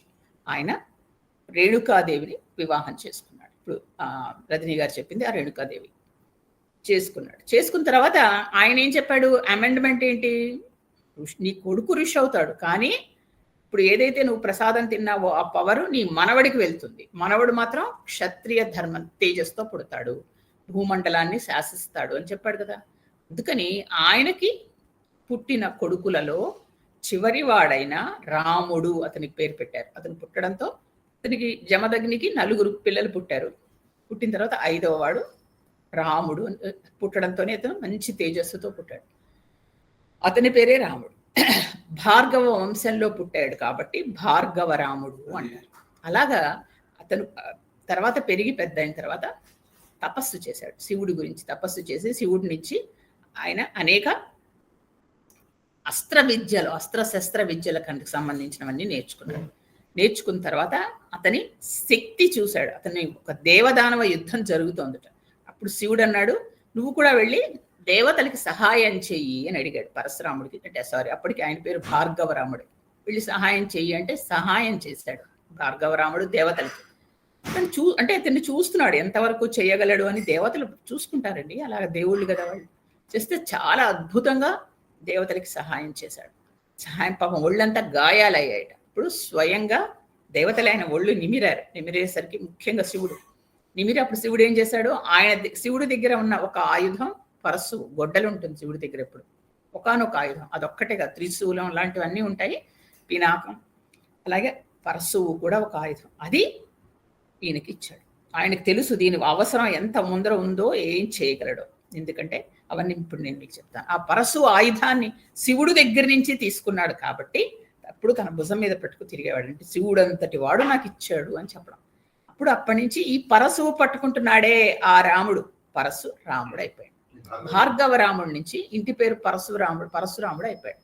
పరశు పట్టుకొని తిరుగుతూ ఉండేవాడు. చాలా అంటే ఆ మంత్ర ప్రభావంతో పుట్టాడు. ఆ క్షత్రియ తేజస్సు ఆయనలో కనిపించేది. ఆయన పుట్టడం ఈ వంశంలో, భార్గవ వంశంలో ఋషుల్లో పుట్టిన ఆయనలో ఆ తేజస్సు, ఆ క్షత్రియ తేజస్సు అలా కనపడుతూ ఉండేది. ఆ విధంగా ఉన్నప్పుడు ఇప్పుడు అంటే ఇలా ఎందుకు చేశాడు అంటే, ఇక్కడ అవసరమైతే వాళ్ళు కూడా యుద్ధం చేసి ధర్మాన్ని కాపాడాలి. అప్పుడు ధర్మాన్ని కాపాడాల్సిన పరిస్థితులు వచ్చాయి. ఏంటి ఆ పరిస్థితులు? ఎందుకు అలా ధర్మాన్ని కాపాడాల్సిన పరిస్థితులు అంటే దాని గురించి ముందర చెప్తాను మీకు నేను. ఇదంతా ఈశ్వర నిర్ణయం అండి. అంటే మనకి ఇలా ప్రసాదాలు మారడం, లేకపోతే ఈయనకి పరశువు దొరకడం, శివుడు ఇవ్వడం, ఇదంతాను ఏదో అలా జరిగింది కాదు. ఇదంతా ఈశ్వరుడు ఆయన చేసిన గొప్ప, దాన్ని ఏంటంటే ప్లాన్. అది ఎందుకు ఇలాగ అయ్యింది అంటే, ఒక ధర్మాన్ని ఒక్కొక్కసారి నిలబెట్టడానికి కూడా రౌద్రం కావాలి. కేవలం శాంతితో సహనంతో ఒక్కొక్కసారి అవ్వదు. ఇప్పుడు మన అయింది పాకిస్తాన్తో, అప్పుడు వెళ్ళి యుద్ధం చేసామా లేదా? అప్పుడు రౌద్రం కావాలా వద్దా? లేదు నేను పర్వాలేదులే, నేను శాంతి అంటే కుదరదు, వెళ్ళి యుద్ధం చేయాల్సి వస్తుంది. అందుకని ఇక్కడ రౌద్రం కావాలి, ఎవరైనా సరే వెళ్ళాలి అన్నట్టుగా. అందువల్ల భగవంతుడు ఈ విధంగా ఆయన్ని ఆవేశావతారం అంటారు. అంటే ఒకానొక పని చెయ్యడానికి భగవంతుడు ఏం చేస్తాడంటే వాళ్ళలో ఆవహిస్తాడు. ఆ సమయంలో మాత్రమే ఆవహించి ఆ పని చేయించేస్తాడు. తర్వాత వీళ్ళు మామూలుగా అయిపోయి మామూలుగా ఉంటారు. కానీ ఆ సమయంలో అంటే ఎవరూ చేయలేని గొప్ప మహత్కార్యం చేయడానికి భగవంతుడే వచ్చి ఆవహిస్తాడు. అలాంటి దాన్ని ఆవేశ అవతారం అంటారు. ఇది ఇక్కడ ఈ పరశురాముడిది ఆవేశ అవతారం. అదే మీకు నేను చెప్పాను, శ్రీరామచంద్రుడిది పూర్ణావతారం. మొత్తం అంతా భగవంతుడే కదా. అని ఆయన భగవంతుడు అని తెలియదు, కానీ ఆయన దిగొచ్చి మొత్తం జీవితం అంతా గడిపాడు ఇక్కడే కదా. లేకపోతే రావణాసురుడు సంహారం అయిన తర్వాత మరి ఆయన వెళ్ళిపోవాలి, ఆయన వచ్చిన పని అయిపోయింది, కానీ వెళ్ళలేదు, ఇంకా భూమి మీద నిలబడి పూర్తి జీవితం అంతా ఉన్నాడు. కాబట్టి అది పూర్ణావతారం, ఇది ఆవేశావతారం. సరే, ఈ విధంగా ఉన్న తర్వాత ఆ సమయంలో ఎందుకు అసలు ఈయన పుట్టాల్సి వచ్చింది, ఎందుకు ఇలా అంతా జరిగింది అంటే, ఆ రోజుల్లోనే అక్కడ హైహయ వంశం అని ఇంకొక వంశం ఉండేది, రాజులు ఉండేవారు. అందులో కార్తవీర్యార్జునుడు అని ఒక రాజుగారు ఉండేవారు. కార్తవీర్యార్జునుడు. ఇప్పుడు ఈయన పరశురాముడు కథ పక్కన పెట్టి ఈయన గురించి తెలుసుకున్నాం. ఈ కార్తవీర్యార్జునుడు దత్తాత్రేయ భక్తుడు, చాలా గొప్ప భక్తుడు, మామూలుగా కాదండి. ఈ రాజులు కొంతమంది చాలా వాళ్ళు తపస్సులు కూడా చేసి పండించుకున్నారు, చూడండి ఎంత గొప్ప వాళ్ళు. అలా చేసి ఆయన అనుగ్రహం సంపాదించాడు. దత్తాత్రేయుడు ముఖ్యమైన, మీరు గురుచరిత్ర చదువుతుంటే ఆయన గురించి వస్తుంది. కార్తవీర్యార్జునుడు అంత దగ్గర ఆయనకి, ఆయన చాలా సంతోషించాడు ఈయన భక్తికి, అంత మంచిగా ఉండేవాడు, అంత మంచి భక్తి. అప్పుడు ఆయన ఎందుకు ఆయన వరం ఇచ్చాడు, ఏంటి, నీకు 1000 చేతులు ఉంటాయి, 1000 చేతులు ఆయనకి వచ్చేలాగా అనుగ్రహించారు. ఇచ్చి అప్పుడు ఇంకేదైనా వరం కూడా కోరుకో అని అడిగాట దత్తాత్రేయుడు. అప్పుడు నాకు నీ అంతటి వాడు చేతిలో కానీ నాకు మరణం ఉండకూడదు. అంటే నీ అంతటి వాడు అంటే ఈయన త్రిమూర్తి అంశతో పుట్టాడు కదండి మరి దత్తాత్రేయుడు. అందులో ఒకళ్ళ అంశ, ఈ 3 త్రిమూర్తుల్లో ఒకళ్ళ అంశ ఉన్నా పర్వాలేదు, అలాంటి అంశ ఉన్న వాడితోనే నాకు మరణం వచ్చేలా అనుగ్రహించండి అని చెప్పారు. ఇప్పుడు అర్థమైంది కదా పరశురాముల్లో విష్ణు అంశ ఎందుకు ప్రవేశిస్తోందో. ఈ కార్తవీర్యార్జునుడు మరి ఇంత గొప్ప దత్తాత్రేయుడు భక్తుడు ఏం చేశాడు అంటే, మరణం ఇంకా అలాంటి వాడు వస్తే గాని రాదు కదా అని మెల్లిగా ఆయనలో అహంకారం ప్రబలింది. బలగర్వం ఉంటుంది. తర్వాత ఏంటంటే అందరూ వచ్చి పొగుడుతారు, ఇంకా ఆయన ఎవరు జయించలేరు, 1000 చేతులు, ఇంకేముంది ఆయనకి ఎదురు లేదు. దాంతో అతని చుట్టూ చేరి అతన్ని పొగడ్తలు అవి ఇవి చేసేసి ఆయన్ని చాలా మంది, ఇంకా ఇతనితో పాటు చుట్టుపక్కల ఉండే ఇతని స్నేహితులు, బంధువులు అనేక మంది క్షత్రియ వంశం వాళ్ళందరూ చేరి దాంతో ఆయన అసలంటూ చేయవలసిన పనులు మానేసి దుర్మార్గాలు చేయడం మొదలెట్టాడు. అంటే ఎదురు లేదు, నాకంటే ఎదురు లేదు అని అలాంటి ఒక దుష్ట శక్తిగా మారిపోయాడు. ఆయన ఇంకా ఎవరు కొట్టలేకపోతున్నారు. అలాంటి పరిస్థితుల్లో మిగతా వాళ్ళు అతన్ని చూసి మిగతా వాళ్ళందరూ చుట్టుపక్కల క్షత్రియ వంశాలన్నీ నాశనం అవడం మొదలెట్టాయి. అది అంటే ఒక క్షత్రియుడు రాజుగా నాశనం అయితే ఏంటవుతుందంటే రాజ్యం అంతా చెడిపోతుంది. ఒక రాజుగారు ఏం చేస్తే ప్రజలు అదే చేస్తారు కదా, యథా రాజా తథా ప్రజలందరూ చెడిపోతున్నారు. మొత్తం ఇది ప్రపంచ నాశనం అవడానికి వచ్చింది. అలాంటప్పుడు అది ఉంటారు చూసారా, ఈక్వలిబ్రియం అంటారు దాన్ని. ఏంటంటే మొత్తం దాన్ని ఒక సిస్టమ్ని మార్చేయాలి. అంటే మొత్తం అంతా తీసేసి నాశనం చేసి కొత్తగా ఇంకొకడు రావాలి. ఇది రావాలంటే దానికి తగ్గ బలం ఉన్నవాడు రావాలి, వీళ్ళందరినీ నాశనం చేయాలి. అంతేగాని క్షత్రియ వంశాలన్నీ నాశనం చేశాడు అని కాదు, వీళ్ళు దుర్మార్గులను హతమార్చాడు. కాబట్టి ఆయనలో విష్ణు శక్తి ప్రవేశించింది. విష్ణు శక్తి ఎలా ప్రవేశించిందంటే, ఆయన విష్ణు గురించి తపస్సు చేశాడు. మామూలుగా ఈయన పరశురాముడు చేస్తే విష్ణు ప్రత్యక్షమయ్యాడు ఆయనకి. ప్రత్యక్షమై నీకు ఏం కావాలో కోరుకో అంటే, నాకేమీ వద్దు, నిన్ను చూడాలనిపించి చేశాను, ఎందుకంటే మా ఇంట్లో అందరూ ప్రతి ఋషులందరూ నీ గురించి ఇలా పొగుడుతూనే ఉన్నారు, కాబట్టి నిన్ను చూడాలనిపించి చేశాను. ఎంత అందమైన సమాధానం కదండి. అప్పుడు విష్ణువు చాలా సంతోషం వేసి ఆయన్ని ఇలా నిమిరి ఆయనలో తన శక్తిని ప్రవేశపెట్టాడు. వైష్ణవ శక్తి, విష్ణు శక్తి ఏదైతే ఉందో అది ఆయనలో ప్రవేశించింది. అంతకుముందర శివశక్తి ప్రవేశించింది, ఇప్పుడు విష్ణు శక్తి ప్రవేశించింది. ఇలా ప్రవేశించిన తర్వాత అప్పుడు ఈ లోపల కార్తవీర్యార్జునుడు ఏం చేస్తున్నాడు, ఆయన దుర్మార్గాలతో ప్రపంచాన్ని చాలా హింసిస్తున్నాడు. అలాంటి ఆయనతో రావణాసురుడితో కూడా ఒకసారి యుద్ధమైంది, అది కూడా మీకు నేను చెప్పాను.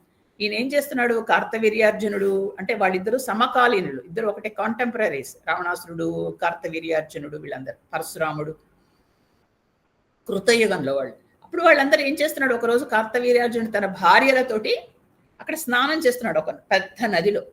స్నానం చేస్తూ ఉంటే అందులో ఒక ఆవిడకి సడన్ గా నీళ్లు ఎక్కువ వస్తున్న భ్రమ వచ్చింది. అంటే ఆ రాణుల్లో ఒక ఆవిడకి నీళ్లు నా మీదకి వచ్చేస్తున్నాయి అంది. అంటే వెంటనే మరి ఇన్ని చేతులు ఉన్నాయి కదా, ఒక చేతితో 2 ఇలా జాపేసి ఆ నీళ్ళని అక్కడ ఆపేశాడు. ఆపితే ఆవిడేదో స్నానం చేస్తుంది. ఆ నది ఆవిడెక్కడో, నది మొదట్లో వీళ్ళున్నారు, నది ప్రవహిస్తూ ఉంటుంది, ఎక్కడికో వెళుతుంది కదా. ఆ చివర రావణాసురుడు ఉన్నాడు. అప్పటికే రావణాసురుడు పెద్ద రాజు అయ్యాడు. ఆయన తల్లి కలిసి ఒక సైకత లింగం, మట్టి లింగం చేసి దానికి పూజ చేయడం వాళ్ళకి అలవాటు. రావణాసురుడు గొప్ప శివభక్తుడు అండి, అది మనం మర్చిపోకూడదు. చేస్తూ ఉంటే నీళ్లు ఒకసారి వచ్చేసి కొట్టేస్తున్నాయి, ఒకసారి నీళ్లే రావట్లేదు. ఆ నది ప్రవహించే తీరుని కార్తవీర్యార్జునుడు ఆపేస్తున్నాడు. నీ చేతులు పెట్టి తీసి ఇలా. దాంతో ఇక్కడ వీళ్ళకి ఈ లింగం కొట్టుకుపోతుంది, ఈ లింగం ఒక్కొక్కసారి చేస్తే రావట్లేదు. దాంతో పూజ ఆగిపోయేసరికి కోపం వచ్చి రావణాసురుడు ఎవరు ఏం చేస్తున్నారు అని పైకి వచ్చి, అంటే అలా చాలా దూరం వచ్చి చూశాడు. చూస్తే ఇక్కడ కార్తవీర్యార్జునుడు ఆడుతున్నాడు. ఇప్పుడు అన్నాడు, నువ్వు ఇలా చెయ్యక ఇక్కడ మా అందరికీ చాలా ఇబ్బందిగా, నువ్వెవరు నాకు చెప్పడానికి అంటే. కార్తవీర్యార్జునుడు మరి ఆయన ఎంత మదంగా అహంకారంగా ఉన్నాడు కదా, ఈయన చెప్తే వినలేదు. దాంతో ఇద్దరికి యుద్ధం జరిగింది. కార్తవీర్యార్జునుడుకున్న ఆయనకున్న బలానికి ఆయనకి ఎదురు లేదు కదా, మరి మళ్ళా దత్తాత్రేయుడు లాంటి వాడు వస్తే తప్ప ఈయనకి ఏమీ లేదు, భయం లేదు. అందువల్ల వెంటనే రావణాసురుడిని ఓడించి తీసుకెళ్లి జైల్లో పెట్టేశాడు.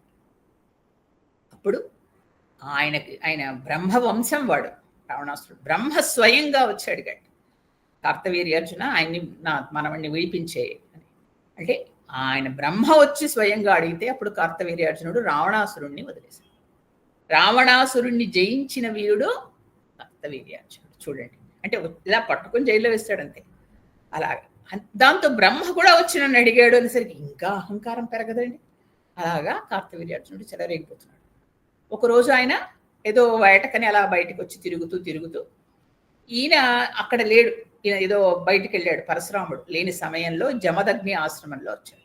వస్తే మనకు విశ్వామిత్రుడు కథ ఇక్కడ రిపీట్ అవుతుంది. వీళ్ళందరికీ ఆతిథ్యం అంటే వాళ్ళందరికీ విందు భోజనం ఇస్తానని చెప్పాడు జమదగ్ని. ఈయన అన్నాడు, నేను చాలా పెద్ద సేనతో వచ్చానండి, మీకు నమస్కారం చేసి వెళ్ళిపోతాను అన్నాడు కార్తవీర్యార్జునుడు. జమదగ్ని అన్నాడు, అందరూ అలసిపోయినారు, నేను మీకు భోజనం పెట్టిస్తానని. ఆయన దగ్గర కూడా కామధేనువు సంతానమైన ఇంకొక గొప్ప ధేనువు ఆవు ఉంది. కామధేనువుకి చాలా మంది సంతానం ఉండేవారు. ఆ రోజుల్లో గొప్ప గొప్ప ఋషులకి ఇంద్రుడు పంపించేవాడు, ఎందుకంటే వాళ్ళకి కావాల్సిన మంది సంభారాలు ఆవు ద్వారా వస్తాయి. సంతానానికి కూడా ఆ మహిమ ఉంది కామధేనువు సంతానానికి. ఆ విధంగా ఉండేది. ఉంటే వశిష్ఠుడి దగ్గర ఒకటి విన్నాం, ఇప్పుడు ఈయన దగ్గర వింటున్నాం జమదగ్ని దగ్గర. అంటే ఆ ఆవుని చూసి ఈయన వాళ్ళందరికీ విందు చేశాడు. ఈయన ఆవుని అడిగి, అది చూసి ఈయన సరదా పడి నాకు ఆవునిచ్చే అన్నాడు కార్తవీర్యార్జునుడు. ఈయన నేను ఇవ్వను అన్నాడు. ఇది నాకు కావాలి, నా సంభారాలన్నీ అది సమకూరుస్తుంది, నాకు ఇంద్రుడిచ్చాడు, నేను ఇవ్వను అనేసరికి బలవంతంగా ఆ ఆవుని లాక్కెళ్ళిపోయాడు. లాక్కెళితే దూడ ఉందండి, అది ఈయన దగ్గర ఉండిపోయింది. కానీ మరి జమదగ్ని చేయలేడా? జమదగ్ని శాపం పెట్టలేడా? జమదగ్ని ఆయన నువ్వు అది ఆవుతో ఇంకేదో చేయించలేడు, దాంట్లో నువ్వు సేనని సృష్టించు అని వశిష్ఠుడిలాగా చెప్పలేడు. ఈయన చెప్పలేదు, ఏమీ చేయలేదు. ఎందుకంటే దానికోసం, ఆవు దూడ కోసము తన కొడుకు వస్తాడు, కొడుకు చెప్పచ్చు అనే ధైర్యం. తర్వాత దాని గురించి నేను వెళ్ళి వాళ్ళతో యుద్ధం చేయించక్కర్లేదు, నా కొడుకు వస్తే దాన్ని సామరస్యంగా పరిష్కరిస్తాడు అని ఊరుకున్నాడు. ఈయన పట్టుకెళ్ళిపోయేసరికి ఆ దూడ ఏడవడం మొదలెట్టింది. మరి తల్లి కోసం ఏడవద్దు, అక్కడ తల్లి ఏడుస్తుంది ఆవు, ఇక్కడ దూడ ఏడుస్తుంది. ఆ సమయంలో పరశురాముడు ఆశ్రమానికి వచ్చాడు. వచ్చి ఏమైంది అని అడిగితే ఇదంతా చెప్పాడు. నా ఆవును తీసుకురా అని చెప్పాడు కొడుకు. వెంటనే ఈయన కార్తవీర్యార్జునుడు రాజధాని, దాని పేరు మాహిష్మతి నగరం, మన బాహుబలిలో అదే పేరు పెట్టుకున్నారు, మాహిష్మతి నగరానికి వెళ్ళాడు. వెళ్ళి చూసేసరికి కార్తవీర్యార్జునుడు, ఏంటి ఎందుకు వచ్చావు అంటే, నా ఆవును నాకు ఇచ్చేసేది, మా ఆవును నేను ఇవ్వకపోతే నేను ఊరుకోను, నేను బలవంతంగా యుద్ధమైనా చేసి తీసుకెళ్తాను అంటే. అప్పుడు అన్నాడు, నేను బ్రాహ్మణులతో యుద్ధం చేయను, కానీ నీ అంతటి నువ్వు వచ్చావుగా కాబట్టి నేను నీతో యుద్ధం చేస్తాను, ఆ ఆవును నేను ఇవ్వను. ఇక్కడ చూడండి, ఒక ఆవు కోసం, ఒక గో సంరక్షణ కోసం యుద్ధానికి వెళ్ళాడు ఇక్కడ పరశురాముడు. ఎంత అంటే ఒక నీతి కట్టుబడితే ఆ నీతిని ఇలా చేసేవారండి. అలాగా వెళితే అప్పుడు ఈయన కార్తవీర్యార్జునుడు తనకున్న చేతులతోటి 500 బాణాలు 500 విల్లులు పట్టుకొని యుద్ధానికి వచ్చేసాడు. అనేక మంది ఆయనకున్న స్నేహితులు వాళ్ళందరూ క్షత్రియులందరూ యుద్ధానికి వచ్చేసారు పరశురాముడి మీద. పరశురాముడు ఒక్కడే, వీళ్ళు ఇన్ని వందల మంది వేల మంది వచ్చారు. వస్తే అప్పుడు వీళ్ళందరి మీద యుద్ధం చేయడానికి ముందర ఆయన శివ కవచం చదివాడు. మరి శివుడు ఇచ్చాడు కదా, ఆ శివుడి ఆవేశం ఆయన్ని పోయింది. తర్వాత విష్ణుమూర్తికి ధ్యానం చేశాడు, విష్ణుమూర్తి ఇచ్చిన ఆ ఆవేశం పోయింది. విష్ణుమూర్తి పూర్తిగా ఆవేశం ఆయనలో దూరింది. ఎందుకంటే ఇక్కడ చేయాల్సింది వీళ్ళ సంహారం. వీళ్ళందరూ దుర్మార్గులై ప్రజల్ని పీడిస్తున్నారు, ప్రపంచానికే ఒక అరిష్టం కింద తయారయ్యారు, వీళ్ళని సంహరించాలి, అదే ఆయన అవతార లక్ష్యం. దానికోసం దానిలో విష్ణు తేజం ప్రవేశించి ఆ పరశువుతోటి వీళ్ళందరినీ సంహరించాడు. ఒక్క మనిషి ఇంత మందిని సంహరించాడు. అంటే ఆ రౌద్రాకారం అంత ఎలా వచ్చింది? అక్కడ సత్యవతి తీసుకున్న ప్రసాద మహిమ, ఆయనలో అంత క్షాత్ర తేజం ఉంది. అది మామూలుగా ఋషులు వెళ్ళి చేయగలరా? చేయలేరు. ఎందుకంటే అంత క్షాత్ర తేజం ఆయనలో ప్రవేశించి వీళ్ళందరినీ సంహరించాడు. సంహరించి ఆవును తీసుకొచ్చి తండ్రికి ఇచ్చాడు. జరిగిందంతా చెప్పాడు. తండ్రి చిన్నపుచ్చుకున్నాడు. అయ్యో, రాజుని నేను చంపి తీసుకొని రమ్మనలేదు కదా, తీసుకొని రమ్మన్నాను, ఇప్పుడు నువ్వేం చేసావు? రాజుగారిని చంపేశావు. అది పాపం కదా, మహాపాపం వచ్చేసింది. అందువల్ల దీనికి తగగా నువ్వు మళ్ళీ తపస్సు చేయాలి, తపస్సు చేసి ఆ పాపాన్ని పోగొట్టుకోవాలి, ప్రాయశ్చిత్తం అన్నాడు. అనేసరికి అడవిలోకి వెళ్ళి తపస్సు చేయడం మొదలెడితే ఇక్కడ కార్తవీర్యార్జున కొడుకులు ఉన్నారు, ఇంకా కొంతమంది మిగిలారు. వాళ్ళకి కోపం వచ్చింది. ఓహో, వీళ్ళు ఇతను పరశురాముడు వచ్చి మా ఇలాగా తండ్రిని చంపారు. అప్పట్లో వాళ్ళు యుద్ధం చేయలేదు. వెంటనే వాళ్ళందరూ కలిసి యుద్ధానికి వచ్చారు. యుద్ధానికి వచ్చిన తర్వాత ఏమైంది? వాళ్ళందరూ కలిసి ఈ జమదగ్ని ఆశ్రమానికి వచ్చారు. అప్పుడు జమదగ్ని సమాధి స్థితిలో ఉన్నాడు. అంటే ఆ ధ్యానంలో సమాధి స్థితిలో ఉంటారు, ఇంకా ప్రపంచం తెలియదు, అలా కొన్ని రోజులు ఉండిపోతారు ఋషులు. అలాంటి స్థితిలో ఉన్నాడు. అంటే ఇంక చేతిలో అస్త్రాలు అవి ఏమీ లేవు, అలాగా ఉన్నాడు. అలాంటి స్థితిలో ఉన్న ఆయన్ని ఈ కార్తవీర్యార్జున కొడుకులు మెడ నరికేశారు. నరికిస్తే వెంటనే రేణుకాదేవి పక్కనే ఉండి ఆవిడ లుమని ఏడ్చి రామా రామా అని గట్టిగా అరిచిందిట. వస్తే అక్కడెక్కడో ఉన్న ఆయనకి ఆ అరుపు వినపడి పరిగెట్టుకొచ్చాడు. అంతకు ముందరే ఏమైందంటే, ఒక చిన్న సంఘటన చెప్పడం మర్చిపోయాను. ఒకసారి రేణుకాదేవి, ఆవిడకి అలవాటు ఏంటంటే, ఆవిడ రోజు ఈయన భర్త ధ్యానం చేస్తూ ఉంటే ఆవిడ వెళ్ళి అక్కడికి వెళ్ళి నదిలోంచి నీళ్లు తీసుకొస్తూ ఉండేది. ఆవిడది ఆయన సాంగత్యంలో ఒక రేణుకాదేవి కూడా క్షత్రియ స్త్రీ, నిజంగా ఒక క్షత్రియ వంశంలో ఉన్నవాడిని ఈయన కూడా పెళ్లి చేసుకున్నాడు జమదగ్ని. కానీ ఈయన సాంగత్యంలో ఆవిడ అమ్మవారిగా మారింది. ఎందుకంటే విపరీతమైన సాధన చేసేది ఆవిడ భర్తతో సమానంగా. అప్పుడు ఏమైందంటే ఆవిడ కామక్రోధాలన్నీ అణిచి ఆ స్పిరిచువాలిటీ అంటే లోపల ఉన్న ఆధ్యాత్మికత పెరిగి ఒక మనిషి నుంచి దేవతగా మారింది. అదే అమ్మవారు, అదే ఆవిడే ఎల్లమ్మ తల్లి అంటారు. ఆవిడే ఈవిడనమాట.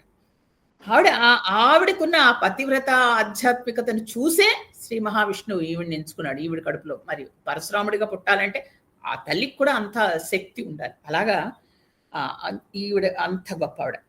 కాబట్టి అదే చిన్నమస్తాదేవి ఆరాధన అంటారు. చిన్నమస్తా అంటే విరిగిన తల. అయితే ఆవిడ ఒకరోజు నీళ్లు తీసుకుని వస్తుంటే అక్కడ కొంతమంది గంధర్వులు, తర్వాత భార్యలు జలకాలు ఆడుతుంటే అక్కడ చూసి ఆవిడ మనస్సు క్షణం చెలించింది. ఒకటే క్షణం. ఆ క్షణానికే అది వెనక నుంచి వచ్చింది ఆవిడ. కానీ అంటే ఆవిడ దేవతగా ఎదుగుతున్న క్షణాలు కదండి, మరి అందులో ఒక్క క్షణమైనా ఇట్ మ్యాటర్స్ ఎ లాట్. అప్పుడు ఏమైంది? వెంటనే వెనక్కి వచ్చేసరికి జమదగ్ని గ్రహించాడు. ఇన్ని సంవత్సరాల సాధన దాంతో తప్పుతాం. అప్పుడు దానికి ఏమిటి పరిష్కారం అంటే, మళ్ళా జన్మ ఎత్తడం అంటే అప్పుడు ఆయనకు తెలుసు, ఓహో ఇది మామూలుగా కాదు. కాబట్టి ఈవిడ ఇక్కడికి ఏం చేయాలంటే, ఈవిడ్ని ఈ జన్మకి ఇక్కడ ముగించి మళ్ళీ వెంటనే ఆవిడకి పునర్జీవితురాల్ని చేస్తే అప్పుడు మళ్ళీ ఆవిడ సాధన అలా కంటిన్యూ అవుతుంది. అలా చేద్దామని వెంటనే ఆయన మనస్సులో నిశ్చయించుకుని పిల్లల్ని పిలిచాడు. మీ అమ్మ తలని ఖండించండి అని. పిల్లలకి ఇవన్నీ తెలియదు కదా, ఖండించడానికి వాడు ఎవరు ఇష్టపడలే. అంటే ఓహో తండ్రి ఆలోచన ఇది, తల్లి ఇలా చేస్తుందని తెలియదు. తల్లిని చంపడం ఏంటి అని వెనక్కి వెళ్ళిపోయారు. అప్పుడు ఇదే పరశురాముడిని పిలిచి నువ్వు ఖండించు మేమ్మ తల అంటే వెంటనే ఆయన ఆలోచించలేదు. కానీ ఆయన కూడా దైవాంశ సంభూతుడు. ఆయనకు తెలుసు తండ్రికి ఉన్న ఆ తపశ్శక్తి అవన్నీ తెలుసు. ఎందుకో ఏదో ఉంది, ఇలా చేసినా మళ్ళీ తండ్రి బతికించగలడని కూడా ఆయనకు తెలుసు. కాబట్టి ఆ ఆజ్ఞ వినగానే వెంటనే ఆయన తల్లి తలని ఖండించాడు. ఖండించిన మరుక్షణం జమదగ్ని అడిగాడు, నువ్వు ఇలా చేసావు కాబట్టి నీకేం వరం కావాలో కోరుకు, ఆ తల్లిని బతికించండి అని అడిగాడు. వెంటనే ఆయన కొందరే బతికించేవాడు, తెలుసు ఆయనకి, బతికించాడు. కానీ చిన్న మస్త తెగిన తల కాబట్టి ఆవిడ పేరు రేణుకాదేవి తల్లి. ఆవిడ చిన్న మస్తాదేవిగా కొలవబడుతుంది. ఎందుకంటే ఆ దేవత ఆవిడ తన సాధనతో అమ్మవారు అయిపోయింది. అది అన్నమాట అమ్మవారి గొప్పతనం. పిలిస్తే పలుకుతుంది. ఇప్పుడు ఆవిడ చెప్పారు కదా రజనీ గారు, ఆవిడని చూసి అలా తల ఒక్కటి ఉంది అని భయపడక్కర్లేదు. ఆవిడ పిలిస్తే పలికి అందరినీ చల్లగా చూసే చల్లని తల్లి ఆవిడ. అది అన్నమాట. కాబట్టి మనకి దారి చూపించిన మోక్షాన్ని ఇచ్చిన ఆవిడ చక్కగా చేస్తుంది అంటారు ఆ తల్లి. అది అలాంటి వాడు ఆ తల్లి అలా ఏడుస్తుంటే జమదగ్ని తలని వీళ్ళు నరికి వెంటనే అక్కడి నుంచి పరిగెట్టుకుని వచ్చాడు పరశురాముడు. అమ్మాయి ఏమైంది అంటే, ఇలా ఈ విధంగా ఈ తండ్రి తలని వీళ్ళు నరికారు అని ఇప్పుడు తండ్రితో పాటు ఆవిడ కూడా సహగమనం చేసేసింది. అది చూసిన తట్టుకోలేకపోయాక పరశురాముడు మళ్ళీ ఆయనలో క్షాత్రం విజృంభించింది.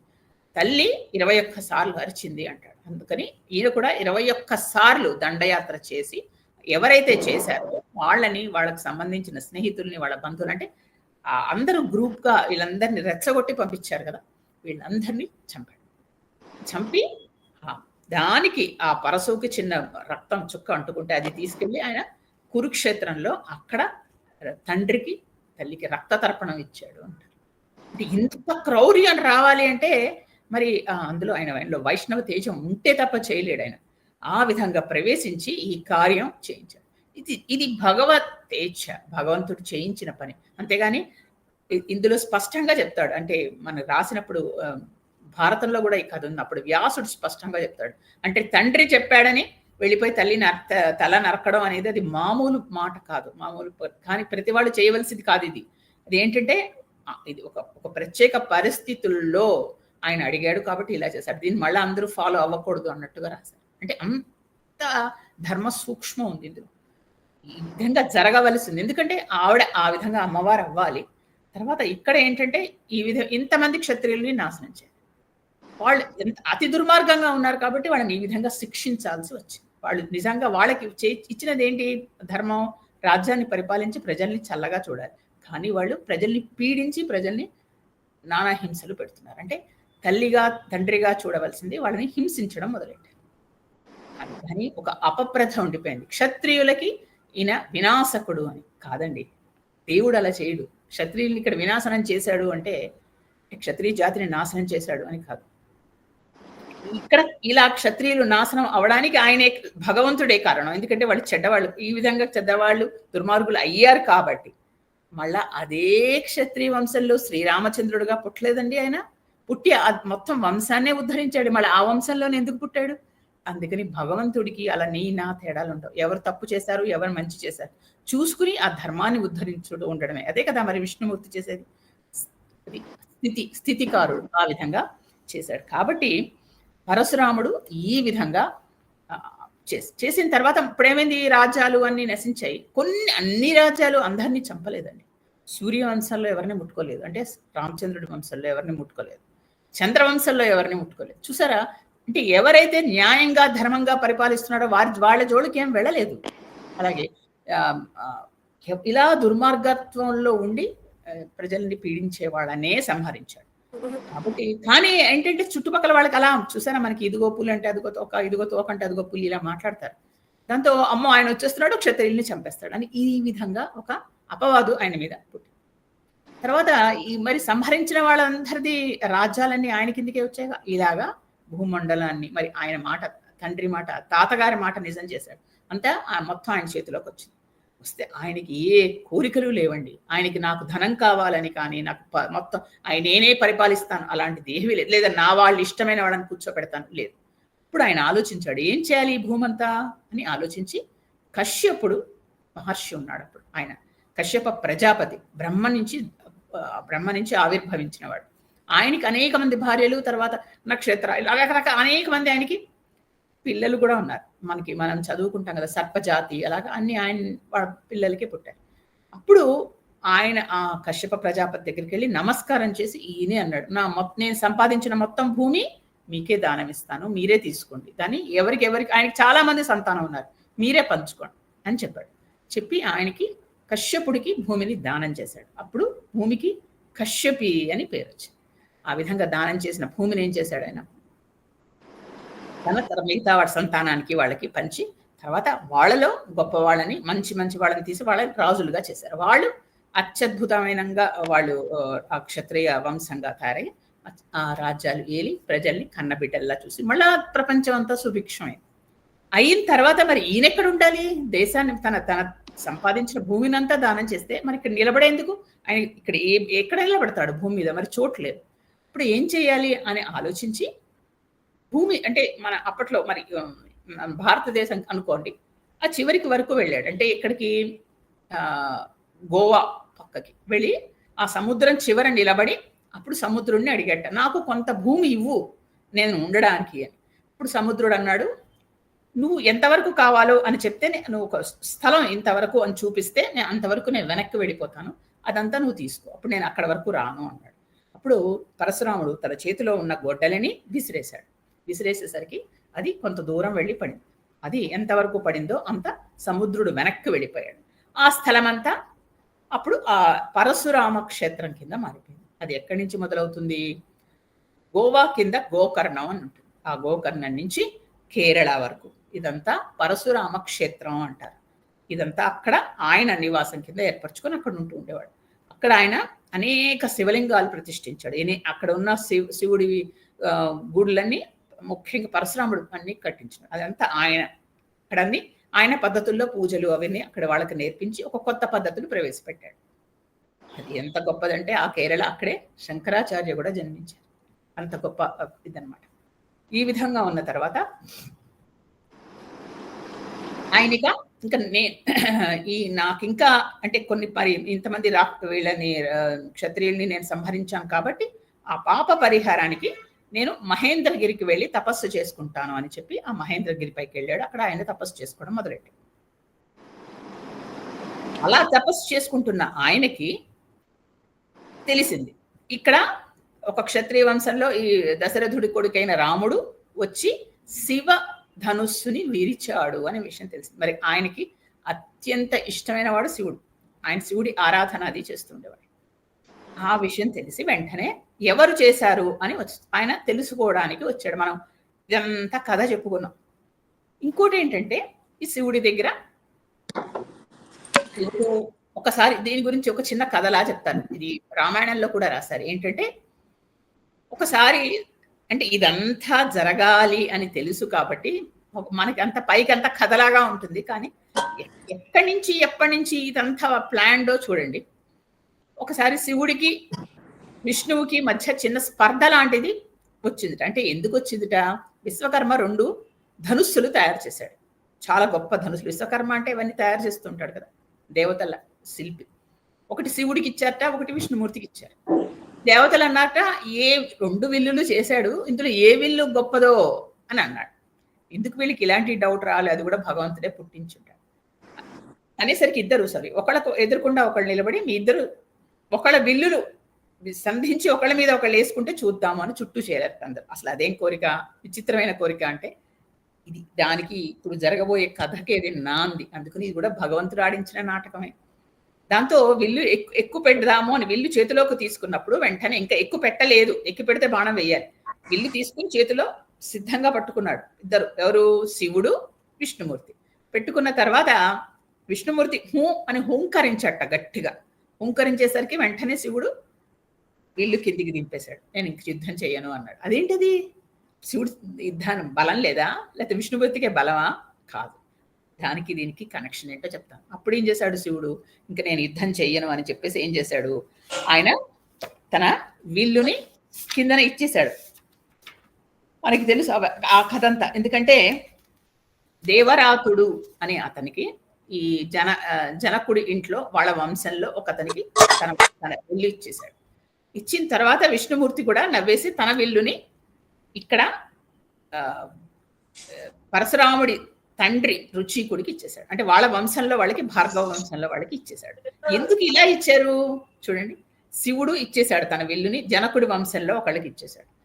ఈ పరశురామకి పూర్వీకులకి విష్ణుమూర్తి తన విల్లు ఇచ్చేశాడు. ఎందుకు ఇచ్చాడు అంటే శ్రీరామచంద్రుడు మానవుడిగా జన్మించబోతున్నాడు అనే విషయం వాళ్ళ ఆయనే పుడుతున్నాడు. కానీ ఆయన కేవలం మానవ మాతృడిగానే పుట్టాలి. ఎందుకంటే రావణాసుడి వరం అది, మానవుడిలో చేతుల్లోనే వరం. ఆయన మరణం మానవ చేతుల్లో అక్కర్లేదు నాకని వదిలేశాడు కదా. మానవుడిగా సంహరించబడాలి. మామూలు మానవుడిగా పుట్టినప్పుడు ఆయనకి కావలసిన బలాన్ని ఈ విధంగా ఇవ్వకపోతే ఈయన రావణాసురుడి అంత ఎత్తుకి ఎదగలేడు. మీరు ఒక్కసారి కంపేర్ చేసి చూసుకోండి. అంటే ఇప్పుడు మనకు నిజానికి ఇది అప్రస్తుతం, ఇది యుద్ధకాండలప్పుడు వస్తుంది. కానీ మీకు నేను జస్ట్ ఈ పరశురాముడి గురించి చెప్పడానికి కోసం చెప్తున్నాను. ఒకటి, ఈయన రావణాసురుడి పుట్టుక. ఆయన పుట్టుక ఎలాంటి పుట్టుకండి? ఒకవైపు బ్రహ్మ వంశంలో పుట్టాడు తండ్రి, తల్లేమో రాక్షస వంశం, రాక్షసి. సో ఆ రాక్షస బలం ఉంది, ఇటు బ్రహ్మగారి ఆ వంశ బలం ఉంది. సో బలం అసలు పుట్టుకతోనే ఆయన వంశ అలా. చదువు, అన్ని వేదాలు, శాస్త్రాలు, పురాణాలు, అన్ని కళలు ఆయనకి రాంది లేదు. అంటే విద్యాబలం ఉంది, పుట్టుకతో బలం ఉంది, విద్యాబలం ఉంది. ఆ తర్వాత ఆయనకి అస్త్రబలం, అన్ని అస్త్రాలు రావణాసుడికి వచ్చు, బ్రహ్మాస్త్రంతో సహా అస్త్ర బలం ఉంది. అన్ని వచ్చాక తర్వాత దైవ బలం. ఎంత తపస్సు చేశాడండి, ఎంత గొప్ప తపస్సు, ఎంత శివభక్తుడు. ఆ దైవ బలం సంపాదించుకున్నాడు. అంటే 1 2 3 4 స్టెప్పులు ఎదిగి అక్కడున్నాడు రావణాసురుడు కదా. రాముడు కేవలం మానవ మాత్రుడుగా పుట్టాడు, ఇక్కడే ఉన్నాడు. మరి ఇక్కడి నుంచి ఇక్కడికి ఆయన ఎదిగి ఆయనతో సమానంగా నిలబడి యుద్ధం చేసి ఆయన్ని సంహరించాలి. అంటే ఇక్కడి నుంచి అక్కడికి ఎదగాలి ఆయన. కాబట్టి ఆయనకి అన్ని బలాలు ఒకటి ఒకటి ఒకటి ఒకటి సమకూరుస్తున్నారు చూడండి.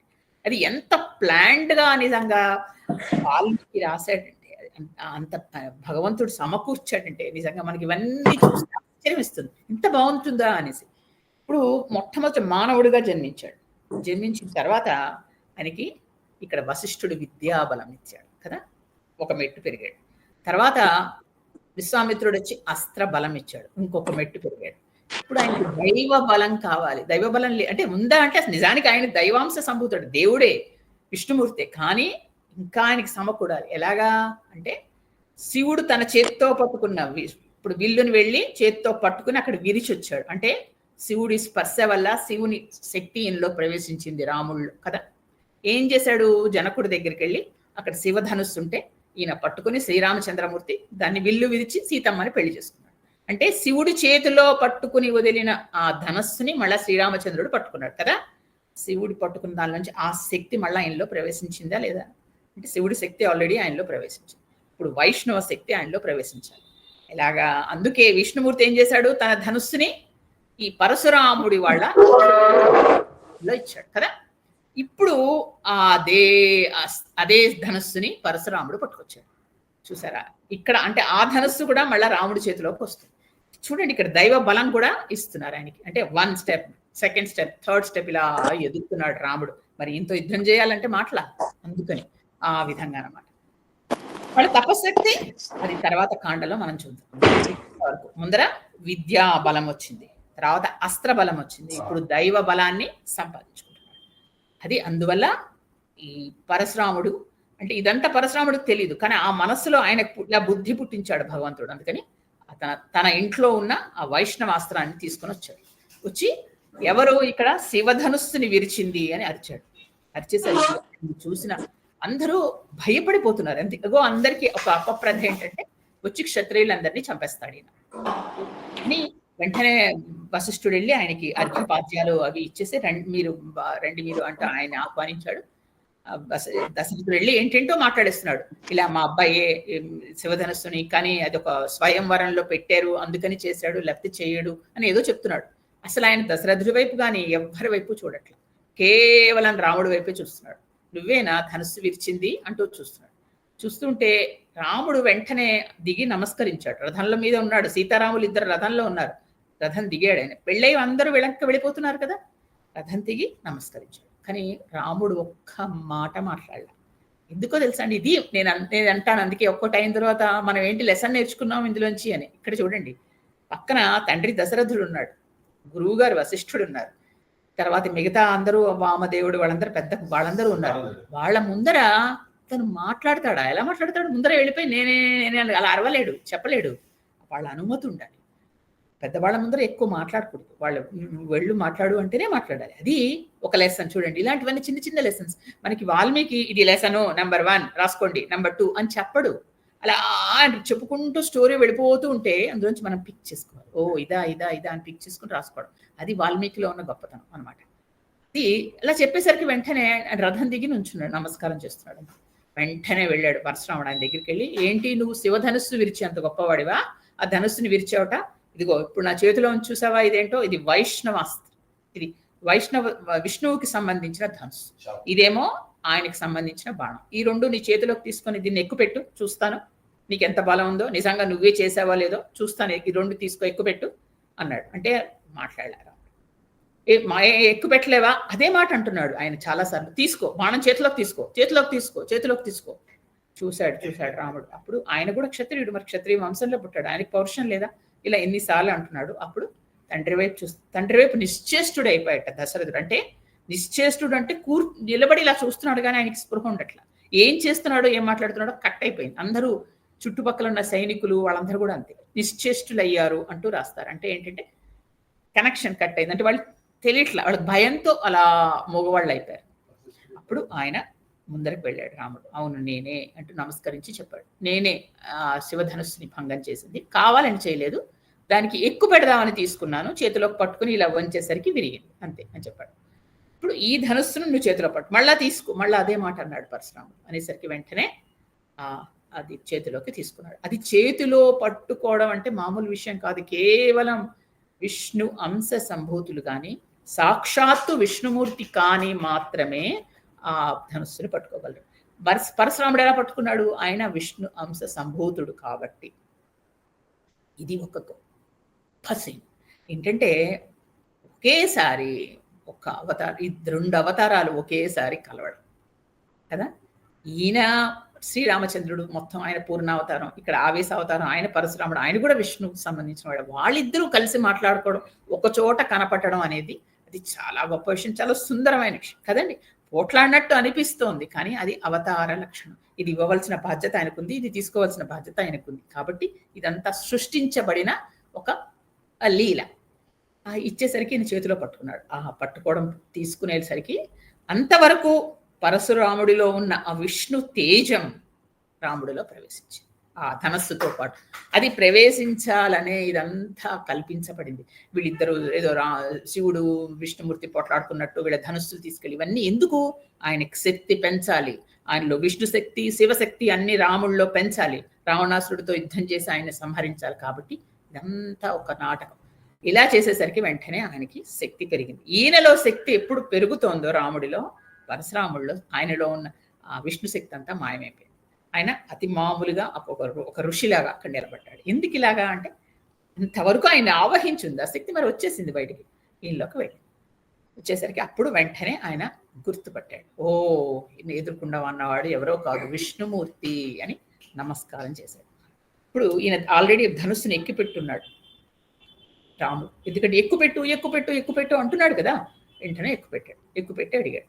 ఇలా ఎక్కుపెడితే అంటే ఏంటి? ఎక్కుపెట్టడం అంటే చేతిలో ధనుసు పట్టుకుని అందులో బాణం పెట్టి ఇలా కొట్టడానికి రెడీగా ఉండడం, దాన్ని ఎక్కుపెట్టడం అంటారు. ఇప్పుడు నేను దేని మీద వదలాలి బాణం? ఇలా పెట్టి ఇలా నేను తీసేసి మళ్ళీ తీసి లోపల పెట్టుకోకూడదు, తప్పు. ఒకసారి క్షత్రియుడు ఇలా పెట్టి రెడీగా దాన్ని వదలడానికి పెట్టినప్పుడు దాన్ని వదిలేయాలి ఎవరి మీద. ఇప్పుడు ఎవరి మీదకి వదలాలి?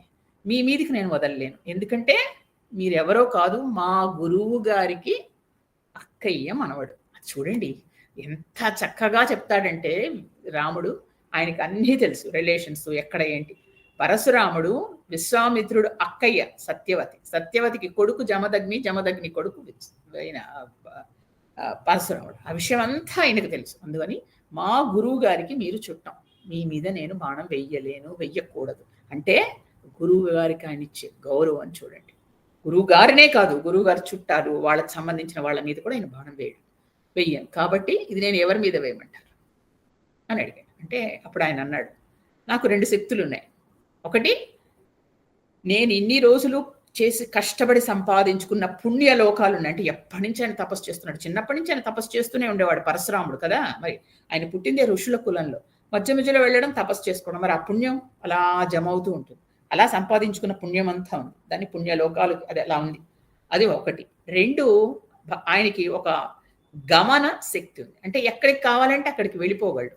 ఇలాగా, ఎందుకంటే ఇప్పుడు పగలంతా ఇక్కడ ఉన్నాడు అంటే మరి భూమి తంది కాదు, ఆయన దానం ఇచ్చేశాడు కదా, దానం ఇచ్చింది మళ్ళీ ఆయన ఎలా వాడుకుంటాడు? అందుకని సాయంత్రం అయ్యేసరికి ఆయన మళ్ళా మహేంద్రగిరికి వెళ్ళిపోవాలి, వెళ్ళి అక్కడ ఉండాలి రాత్రిపూట. అది తన సంపాదించుకుంది సముద్రంలోంచి.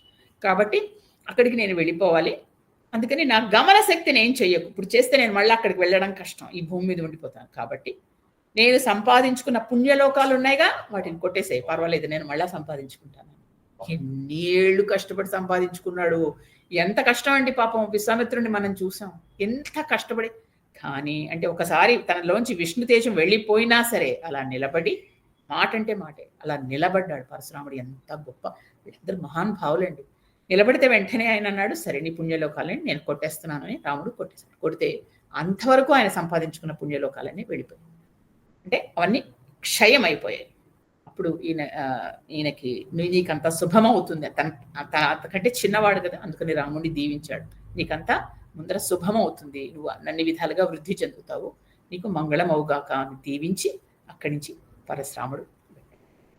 ఇది వెంటనే ఈయన అప్పుడు పక్క తన తండ్రిని వాళ్ళందరినీ చూస్తే వాళ్ళందరూ ఇంకా నిశ్చేష్టులుగానే ఉన్నారు, అంటే తెలియట్లేదు వాళ్ళకి. అప్పుడు చెప్పాడు రాముడు వెళ్ళి ఆయనకి నమస్కరించి, తండ్రి భయపడకండి, పరశురాముడు వచ్చాడు, ఆయన వెళ్ళాడు, అందరం బాగానే ఉన్నాం అంటే. అప్పుడు ఆయన ఒక్కసారి తేరుకుని, నాయనా నీకేం అవ్వలేదు కదా, నీకేం దెబ్బలు తగలలేదు కదా, నిన్నేం అనలేదు కదా పరశురాముడు అంటే, లేదండి ఆయన కూడా దైవాంశ సంపుతుడు, ఏమి చేయలేదు, నాకు ఆశీర్వదించి వెళ్ళాడు అని చెప్పాడు. మరి ఈయన దగ్గర ఈ విల్లు ఉండిపోయింది. దీన్ని ఏం చేయాలి? అప్పుడు శ్రీరామచంద్రమూర్తి దాన్ని వరుణ దేవుడికి ఇచ్చాట. వరుణ దేవుడు అంటే నీటికి సంబంధించిన దేవుడు, ఆయనకి ఇచ్చాడు. అంటే న్యాసంగా అంటారు వాల్మీకి, అంటే న్యాసంగా అంటే ఉంచుకోని దగ్గర కొంతకాలం అని, అంతే, మళ్ళా అవసరం ఉంటే తీసుకుంటాను అని, అలాగే కదా. అందుకనే పక్కన న్యాసంగా వరుణ దేవుడికి తన వైష్ణవ దాని అస్త్రం కాదు, దాన్ని ఆ విల్లుని ఇచ్చాడు.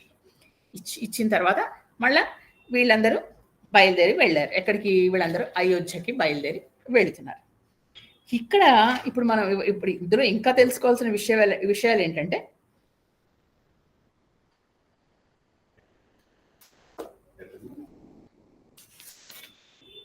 ఈ మొట్టమొదటిది ఈ పరశురామ చరిత్ర, రేణుకాదేవి చరిత్ర విన్న వాళ్ళకి మనకి ఏమైనా అరిష్టాలు కానీ పీడలు కానీ పట్టున్నా, లేకపోతే ఉగ్రభూతాలు ఉద్ధతుంటో, ఏదో తెలియకుండా మన చుట్టుపక్కల ఏదో మనం అనుకున్న దానికి జరగకుండా మనకి చెడు అవతల వాళ్ళు చేసి ఇలాంటివన్నీ అంటాం కదా, అన్నీ నశించిపోతాయి, ఆపదలు తొలగుతాయి అని స్పష్టంగా చెప్పారు.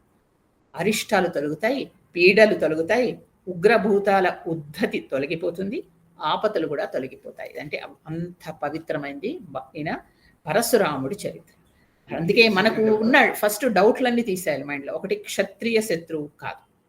ఎవరైతే క్షత్రియులు చెడ్డవాళ్ళు అయ్యారో అలాంటి వాళ్ళని సంహరించడానికి విష్ణుమూర్తి ఆవహించి ఆయన చేత చంపించాడు. ఒక్కొక్కసారి రౌద్రం కావాలి ధర్మాన్ని రక్షించడానికి. విష్ణుమూర్తి రాముడు కూడా రౌద్రాకారం దాల్చి మరి రావణాసురుడు వాళ్ళ సేనని చంపలేదా? అలాగే ఈయన కూడా సంహరించాడు. తర్వాత 2, రేణుకాదేవి గురించి. ఆవిడ చిన్నమస్తాదేవి, ఆవిడ సాక్షాత్తు ఆవిడ అమ్మవారు, అంటే దశమహావిద్యల్లో ఒకరిగా మారిందంట. ఆవిడకున్న పవిత్రతతోటి, తర్వాత ఆ పతివ్రత ధర్మంతో, ఆవిడకున్న ధర్మాలు, ఆవిడకున్న నిష్ఠ, ఆవిడకున్న వాటితోటి అమ్మవారు అయింది ఆవిడ.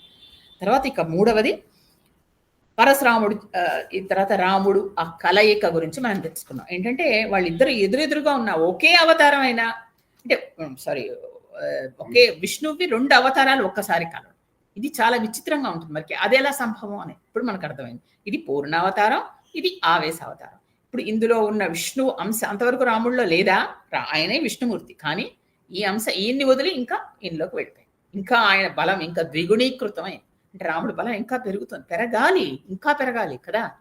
మరి అందుకే తర్వాత ఆయనకి ఇంకా తపబలం లేదు రాముడికి. అంటే మామూలుగా చిన్నగా చేసుకునే పూజలు సరిపోవు, రావణాసురుడంత తపస్సు కావాలి ఆయనతో ఎదురుపడి చేయాలంటే. కాబట్టి అంత తపశక్తి కావాలంటే ఈయన తపశక్తి ఎలా పెంచాలి అనేది మనకి అయోధ్యాకాండలో తెలుస్తుంది. ఈ విధంగా రాముడి క్యారెక్టర్ బిల్డప్ చేస్తారండి.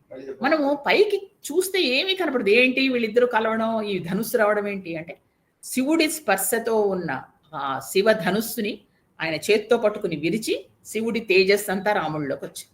అంటే ఒకసారి శివుడు పట్టుకుని వదిలిన ధనుస్సు కదా, కాబట్టి ఆ తేజస్సు అలా వచ్చింది.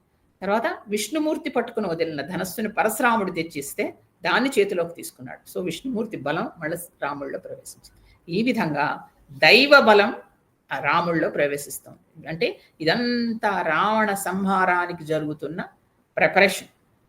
మొట్టమొదటిది ఆయన ఏం సంపాదించుకున్నాడు? వశిష్ఠుడి దగ్గర విద్యాబలం సంపాదించుకున్నాడు, విశ్వామిత్రుడి దగ్గర అస్త్రబలం సంపాదించుకున్నాడు. ఇప్పుడు దైవ బలం వచ్చేసింది, ఇంకా రావాల్సింది తపోబలం రావాలి ఆయనకి. అస్త్రబలం కూడా వచ్చేసింది, ఇంకా తపోబలం రావాలి. ఎందుకంటే ఒక దుర్మార్గుడు దుష్టుడు అయినా సరే ఈ రావణాసురుడు ఆయనకున్న తపోబలం అత్యధికం. ఆయన ఎదుర్కొండా నిలబడి యుద్ధం చెయ్యాలి అంటే రాముడికి కూడా అంత శక్తి ఉంది. ఇది చాలా విచిత్రంగా ఉంటుంది. ఏమిటిది, ఆయన దేవుడు కదా, వెళ్ళి ఆయన కొట్టేయలేడా? కొట్టేయడానికి అంత తేలిక కాదండి. వాళ్ళకున్న బలాబలాలు కూడా అలాంటివి. ఇంత అంటే ఇప్పుడు కొంచెం నేను ముందరే చెప్పేస్తున్నాను, ఎందుకంటే మనకి దీని గురించిన ఈ ఈ తెలియాలని. తర్వాత ఒకసారి ఈయన ఆంజనేయ స్వామి వెళ్ళి సుందరకాండలో మాట్లాడుతున్నప్పుడు అంటాడు, నువ్వు గ్రహించట్లేదా పిచ్చివాడివా నువ్వు అని అడుగుతాడు. అడిగి చెప్తాడు, కార్తవీర్యార్జునుడు నిన్ను కొట్టాడు, నిన్ను జైల్లో పెట్టాడు. మీ తాతగారైన బ్రహ్మగారు వెళ్ళి నిన్ను అడిగితే అప్పుడు నేను వదిలాడు. ఆ విషయం నిజమేనా అంటే నిజమే అంటాడు. రావణాసురుడు ఒప్పుకున్నాడు, నన్ను కార్తవీర్యార్జునుడు జయించాడు, నేను ఓడిపోయాను. ఆ కార్తవీర్యార్జునుడిని చంపేసింది ఎవరు? పరశురాముడు. పరశురాముడు చేతిలో ఉన్న అస్త్రం తీసుకుని ఆయన బలం తగ్గిపోయేలా చేసింది ఎవరు? శ్రీరామచంద్రుడు. అలాంటి వాడు ఎదుర్కొంటా నీవు నిలబడగలవా అని చెప్తాడు. ఇంతలాగా చెప్పిన రావణాసుడికి అర్థం కాదు. అఫ్ కోర్స్ అది వేరే విషయం అనుకోండి. అంటే ఇదంతా సీరియస్, ఇదంతా అక్కడ చెప్పబడుతుంది. కాబట్టి ఇప్పుడు ముందరేణి మీకు చెప్తే అర్థమవుతుందని ఇలా చెప్తుంది. అది అనమాట. అందువల్ల రావణాసురుడిని జయించింది కార్తవీర్యార్జునుడిని సంహరించింది పరశురాముడు. పరశురాముడిని నిగ్రహించింది శ్రీరామచంద్రుడు. అంటే ఎవరు బలవంతులు వీళ్ళలో? మిగతావండి అంటే పరశురాముడు తక్కువ అంటే కాదు. అప్పుడు అవనికి ఇంకా ఆయన అవసరం తీరిపోయింది కదా, ఇంకా పరశురాముడు అవసరం లేదు. రాముడు వచ్చాడు క్షత్రియుడిగా పుట్టి, ఇంకా ఆయన చూసుకుంటాడు, ఆయన రామరాజ్యాన్ని నెలకొల్పుతాడు. పరశురామ అవతారం అవసరం తీరింది కాబట్టి ఇక ఆయన తపస్సుకు వెళ్ళాడు. ఆ తపస్సు ఆయన ఎందుకు అలా ఉన్నాడు? మరి ఇంకా అవతారం చాలించి వెళ్ళిపోవచ్చు కదా అంటే కాదు. ఆయనకి తండ్రి వరం ఇస్తాడు చిరంజీవిగా ఉండే ఎప్పటికీ. అందుకని మనకున్న చిరంజీవుల్లో ఆయన కూడా ఒకడు.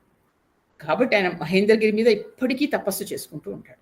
చేసుకుని ధర్మాన్ని సంరక్షించేలా రాముడికి మరి ఇచ్చి ఆయన బలాన్ని పెంపొందించాడు. తర్వాత కూడా నేను మీకు చెప్పాను, ఇంకా మన తర్వాత వచ్చే కల్కి అవతారంలో కూడా కల్కికి గురువుగా ఉండి ఆయనకి అన్ని ఉపదేశం చేసి ధర్మ సంరక్షణార్థం చేయించడానికి ఆయనకు ముందు పంపించేవాడు పరశురాముడే. కాబట్టి ఆయన కల్కి కోసం ఎదురు చూస్తున్నాడు. మళ్ళా మహావిష్ణువు అవతారం వస్తుంది కాబట్టి ఆయన ఎదురు చూస్తున్నాడు. ఎంత గొప్పవాడు చూడండి. ఇప్పటికీ ఆయన ఉన్నాడు అని నమ్ముతారు అనమాట. ఆయన కోసం మనకి నార్త్ ఇండియాలో అనేక గుళ్ళు ఉన్నాయి. కేరళలో చాలా గుళ్ళు ఉన్నాయండి. కేరళలో కూడా పరశురాముడికి అనేక గుళ్ళు ఉంటాయి, పూజలు చేస్తారు. రాత్రి అయ్యేసరికి వస్తాడు అని నమ్మకం అనమాట. అందుకని ఆ విధంగా పరశురాముడిది అంత గొప్పతనం ఉంటుంది. ఇది తర్వాత అంతే ఇక రావాల్సింది. తర్వాత ఆయన చెప్పాను కదా, ఇంకా రాబోయే కాలంలో సప్త ఋషుల్లో ఆయన కూడా ఒకడు. అంత ఇదనమాట. అంతే. ఇక మీకు చెప్పాను నేను మహేంద్రగిరి మీద అక్కడ ఉంటాడు. తర్వాత గోకర్ణం నుంచి కన్యాకుమారి వరకు అదంతా పరశురామ క్షేత్రం. కాబట్టి అక్కడ ఉన్నది మొత్తం అక్కడ పాటించే ఆచారాలు అవన్నీ కొద్దిగా తేడాగా ఉంటాయి. వాళ్ళు పిలక పెట్టుకునేది కూడా తేడా ఉంటుంది. ఇక్కడ వెనక్కి పెట్టుకోకుండా సైడ్కి ఇట్లా ముందరికి ఇలా పడేలా పెట్టుకుంటారు వాళ్ళు. అవన్నీ పరశురాముడు ఏర్పరిచిన రూల్సే. కాబట్టి అదొకటి. కేరళలో శివలింగాలు ప్రతిష్ఠ చేశాడు, పరశురామ క్షేత్రాలు అని అన్ని రకరకాలు ఆయన గురించి చెప్తారన్నమాట. ఇది పరశురామ చరిత్ర. కాబట్టి ఒక ధర్మాన్ని నిలబెట్టడానికి రౌద్రాకారం తాల్చి ఎవరైతే దేశాన్ని ప్రపంచాన్ని సర్వనాశనం చేస్తున్నారో అలాంటి దుర్మార్గులైన క్షత్రియుల్ని ఆయన వధించాడు. సూర్యవంశం, చంద్రవంశం వీళ్ళందరినీ ఎవరిని ముట్టుకోలేదు ఆయన. ఎందుకంటే వాళ్ళందరూ మంచిగా రాజ్యాన్ని చూసుకున్నారు, ప్రజల్ని కన్నబిడ్డల్లా చూసుకున్నారు. కాబట్టి ఈ విధంగా ఉండి చేశారు. మరి తర్వాత ద్వాపరయుగంలో శ్రీకృష్ణుడు చేయలేదా? అదే చేశాడుగా. మొత్తం అందరూ అప్పుడు కూడా అంతే. వాళ్ళందరూ చాలా చెడ్డవాళ్ళుగా మారి చేస్తున్నప్పుడు వాళ్ళందరూ ఈ కురుక్షేత్ర యుద్ధంలో నశించిపోయేలా చేసి తర్వాత మళ్ళా కొత్తగా ఫ్రెష్గా వంశాలను నిలబెట్టి మళ్ళా రాజరికాన్ని నిలబెట్టాడు. ఆ విధంగా ఎప్పుడైతే దుర్మార్గత్వం చెలరేగిపోతుందో అప్పటికి అంతం చేస్తూ ఉంటాడు భగవంతుడు. ఈక్విలిబ్రియం అంటాం. మళ్ళా దాన్ని కరెక్ట్గా సెట్ రైట్ చేసి ప్రపంచాన్ని ముందుకు స్థితికారుడైన కదా. బ్రహ్మ సృష్టి చేసి వదిలేస్తాడు, శివుడు లయం చేసుకుంటాడు. కానీ స్థితికారుడు విష్ణువు. ఆయనే అన్ని చెక్ చేసుకుంటుంటాడు. ఎవరైనా తప్పు చేస్తే అక్కడికి వాళ్ళని ఇచ్చేశాడు. ముందుగా మంచిగా చెప్పి చూస్తారు. రావణాసుడికి ఎన్నిసార్లు చెప్పాడండి, ఎన్ని రకరకాలుగా చెప్పించాడు. వద్దురా, తప్పు చేయకురా. అలాగే కార్తవీర్యార్జునుడు కూడా ఎన్నోసార్లు ఎంతో మంది చెప్పి చూశారు. ఆయన గురువు గారే చెప్పారు జాగ్రత్తగా ఉండాలి, తప్పులు చేయకూడదని. కానీ ఆయనకి ఏంటంటే అహంకారం పెరిగి ఈ విధంగా తనే కాకుండా తనతో పాటు ఉన్న మిగతా క్షత్రియులను కూడా తన స్నేహితులు, బంధువుల్ని ఆ విధంగా తయారు చేశాడు. దుర్మార్గులైన వాళ్ళని శిక్షించి మళ్ళీ ఆ ధర్మాన్ని నెలకొల్పి ఆ విధంగా మన భూమిని తర్వాత ప్రజల్ని రక్షించిన గొప్ప ఆవేశావతారం పరశురాముడు. అది కొంచెం పేర్లు అవి కొత్త కొత్తగా అనిపిస్తాయి. తర్వాత మనకు అవతారం గురించి ఇంత డీటెయిల్స్ ఇదివరకు తెలియదు కాబట్టి కన్ఫ్యూజింగ్గా ఉండింది. అందుకని నేను రెండోసారి మళ్ళీ రిపీట్ చేశాను. కాబట్టి ఇంకా ఈసారి కన్ఫ్యూషన్ ఉండదు అనుకుంటాను. తర్వాత ఈ వైష్ణవాస్త్రం శివుడికి సంబంధించిన ధనుస్సు ఈయనే చేతిలో ఎందుకు పట్టుకున్నాడు, ఈయనకు శక్తులు ఎలా వచ్చాయి, రాముడు శక్తులు ఎలా పెరుగుతున్నాయి అనేది ఆయన క్యారెక్టర్ బిల్డప్ కాకుండా ఆయనకున్న శక్తిని ఎట్లా పెంచుకుంటూ వెళ్తున్నాడు అనే విషయం గ్రహించుకోవాలి మీరు. ఎందుకంటే ఇది రేపొద్దున రావణాసుర యుద్ధంలో మీకు స్పష్టంగా మీరు చూస్తారు. వెళ్ళి రాముడు యుద్ధం చేశాడు, అక్కడ నిలబడి చేశాడు, ఇంతమందిని సంహరించాడు అంటే కరెక్టే. మిగతా వాళ్ళందరూ రాక్షసులు వేరు, రావణాసురుడు వేరు. ఆ రావణాసురుడిని సంహరించడానికి దేవేంద్రులు లాంటి వాళ్ళకి సాధ్యం కాలేదు. అలాంటి వాడు ఒక మానవ మాతృడిగా పుట్టి వెళ్తున్నాడు. ఆయనేమి గొప్పగా శక్తులు ఎక్కడా ప్రదర్శించలేదు. మీరు రాముడు అవతారం చూడండి. కృష్ణుడిలాగా ఎప్పుడైనా విశ్వరూపం చూపించాడా? కృష్ణుడు బోల్డని సార్లు చూపించాడు. ఎక్కడైనా చూపించాడా? ఉన్నట్టుండి ఏదైనా సృష్టించాడా? లేకపోతే ఏదైనా చేశాడా? మానవుడిగానే బతికాడు, మానవుడిగా పుట్టాడు, మానవుడిగానే బతికాడు. కాబట్టి మానవ శక్తులే, ఆయనకి ఎక్స్ట్రా లేవు. అందువల్ల ఇస్తున్నారు ఇలాగా ఒకటి ఒకటి ఒకటి ఒకటి ఋషులు ఇచ్చారు, దేవతలు ఇచ్చారు. అవి ఇస్తే పర్వాలేదు, తన పుట్టుకతో ఏవి తెచ్చుకోలేదు. కాబట్టి అలాంటి వాడు నిలబడి అంత గొప్ప రావణాసురుడితో యుద్ధించాడు. గొప్పవాడు అని నేను రావణాసురుడిని మెచ్చుకోవట్లేదు. రావణాసురుడు పుట్టడం గొప్పవాడు, శక్తులు సంపాదించుకున్నాడు, కానీ దుర్వినియోగం చేశాడు. బుద్ధి నాశనమైన బుద్ధి. దాంతో ఏమైంది? తను కాకుండా కులక్షయం చేశాడు, మొత్తం రాక్షస వంశాన్ని నాశనం అయిపోయింది. అలాంటి వాడు కాబట్టి ఆయనకున్న అహంకారానికి ఈ విధంగా ఆయన్ని నశింపజేయాల్సి వచ్చింది. ఇది పరశురాముడికి సంబంధించిన గొప్ప కథ. ఇంకా మీరు చక్కగా రాసుకోండి. ఇప్పుడు ఇంకా ప్రాబ్లమ్స్ లేవు, ఇంకా పేర్లు కూడా మీరు యాడ్ చేసుకోవచ్చు, అవన్నీ పాతవి నేను చెప్పినవి కూడా. కాబట్టి ఐ థింక్ ఈసారి మీకు అందరికీ కథ అర్థమైంది అనుకుంటా.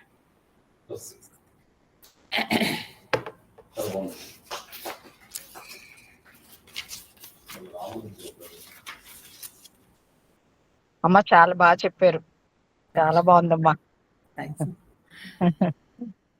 ఎత్ర ఎత్ర రఘునాథ కీర్తనం తత్ర తత్ర కృతమస్తకాంజలిం బాష్పవారి పరిపూర్ణలోచనం మారుతిం నమత రాక్షసాన్ని. శ్రీరామ జయ రామ జయ జయ రామ, శ్రీరామ జయ రామ జయ జయ రామ, శ్రీరామ జయ రామ జయ జయ రామ. చెప్పమ్మా జ్యోతి. చాలా బాగుందమ్మా, చాలా బాగా చెప్పారు. అసలు ఉన్నది అయినా కూడా చిన్నమస్తాదేవి అంత బాగుంది. అలా వింటా ఉంటే కూడా చాలా బాగుంది. అసలు చాలా చాలా బాగుంది. No words to express. ఇంకా చాలా బాగుంది. భగవంతుడు లేదు ఎన్నిసార్లు. వండర్ఫుల్ వండర్ఫుల్ వల్లి గారు, వండర్ఫుల్ వండర్ఫుల్ ఎక్స్ప్లెనేషన్. చాలా బాగుంది. అది పరశురాముడి చేతిలో తీసుకొని ఎందుకు ఆయన విరిచారని బాగా అసలు తెలిసింది ఇప్పుడు మాకు. అది ఆ స్టెప్ బై స్టెప్ రాముడికి అన్ని శక్తులు ఇవ్వడం, అది చాలా బాగుంది. ఆ అనాలిసిస్ బాగుంది. అది మాకు తెలియదు. బాల్యం నుంచి అక్కడ వరకును ఆయనకు ఒక్కొక్క శక్తిని ఇవ్వడం, అది చాలా బాగుంది. అది బాగుంది. అవును, సినిమాలో ఏదో వచ్చేసి అక్కడ సీత స్వయంవరం అయిపోగానే పరశురాముడు వచ్చి ఆయన ఇచ్చేయడం అలా చూపిస్తారు కదా, కానీ అసలు ఏంటి అన్నది దానికి తెలియదు మనకి. అంతే, నువ్వు దాన్ని విరిచే అంత మనగాడివా, శివధనుస్సును విరిచావా, అది ఇది చూడు అని. కానీ అది యాక్చువల్ గా ఏంటి, దాని రీజన్ బిహైండ్ ఇట్ అన్నది ఇప్పుడు చాలా బాగా, అంటే ఫస్ట్ టైం తెలిసిందండి. చాలా thank you so much Valli గారు. అమ్మ నేను చాలా చాలా కొంచెం రాశాను. మీరు కొంచెం రాశాను అంటారు కానీ అంతా కవర్ చేస్తారు. శుభగా చెప్పారు. శుభ 2 క్లాసులు మిస్ అయ్యాం. మీది మీకోసం చాలా కొంచెం రాశానమ్మా, కొంచెమే చెప్తున్నాను. ముందు భగవద్గీత అమ్మ. ధృతరాష్ట్రుడికి సంజయుడు చెప్తున్నాడు, ధృతరాష్ట్రుడిలాగే మనం కూడా గుడ్డివాళ్ళం. మనం గీతని సంజయుడు మనకి వివరించింది ఏంటంటే, వినగలిగాను, పదే పదే స్మరించగలుగుతున్నాను అని. మనకు ఆయన పదే పదే స్మరించి పరమానందాన్ని పొందమని చెప్తున్నాడు. విరాట్ రూపంతో మొత్తం ప్రపంచాన్ని మింగేసేలా భయగొల్పేలా కనిపించాడు అర్జునుడికి, ఆయనతో పాటు సంజయుడికి. రాజా ఎక్కడైతే యోగేశ్వరేశ్వరుడైన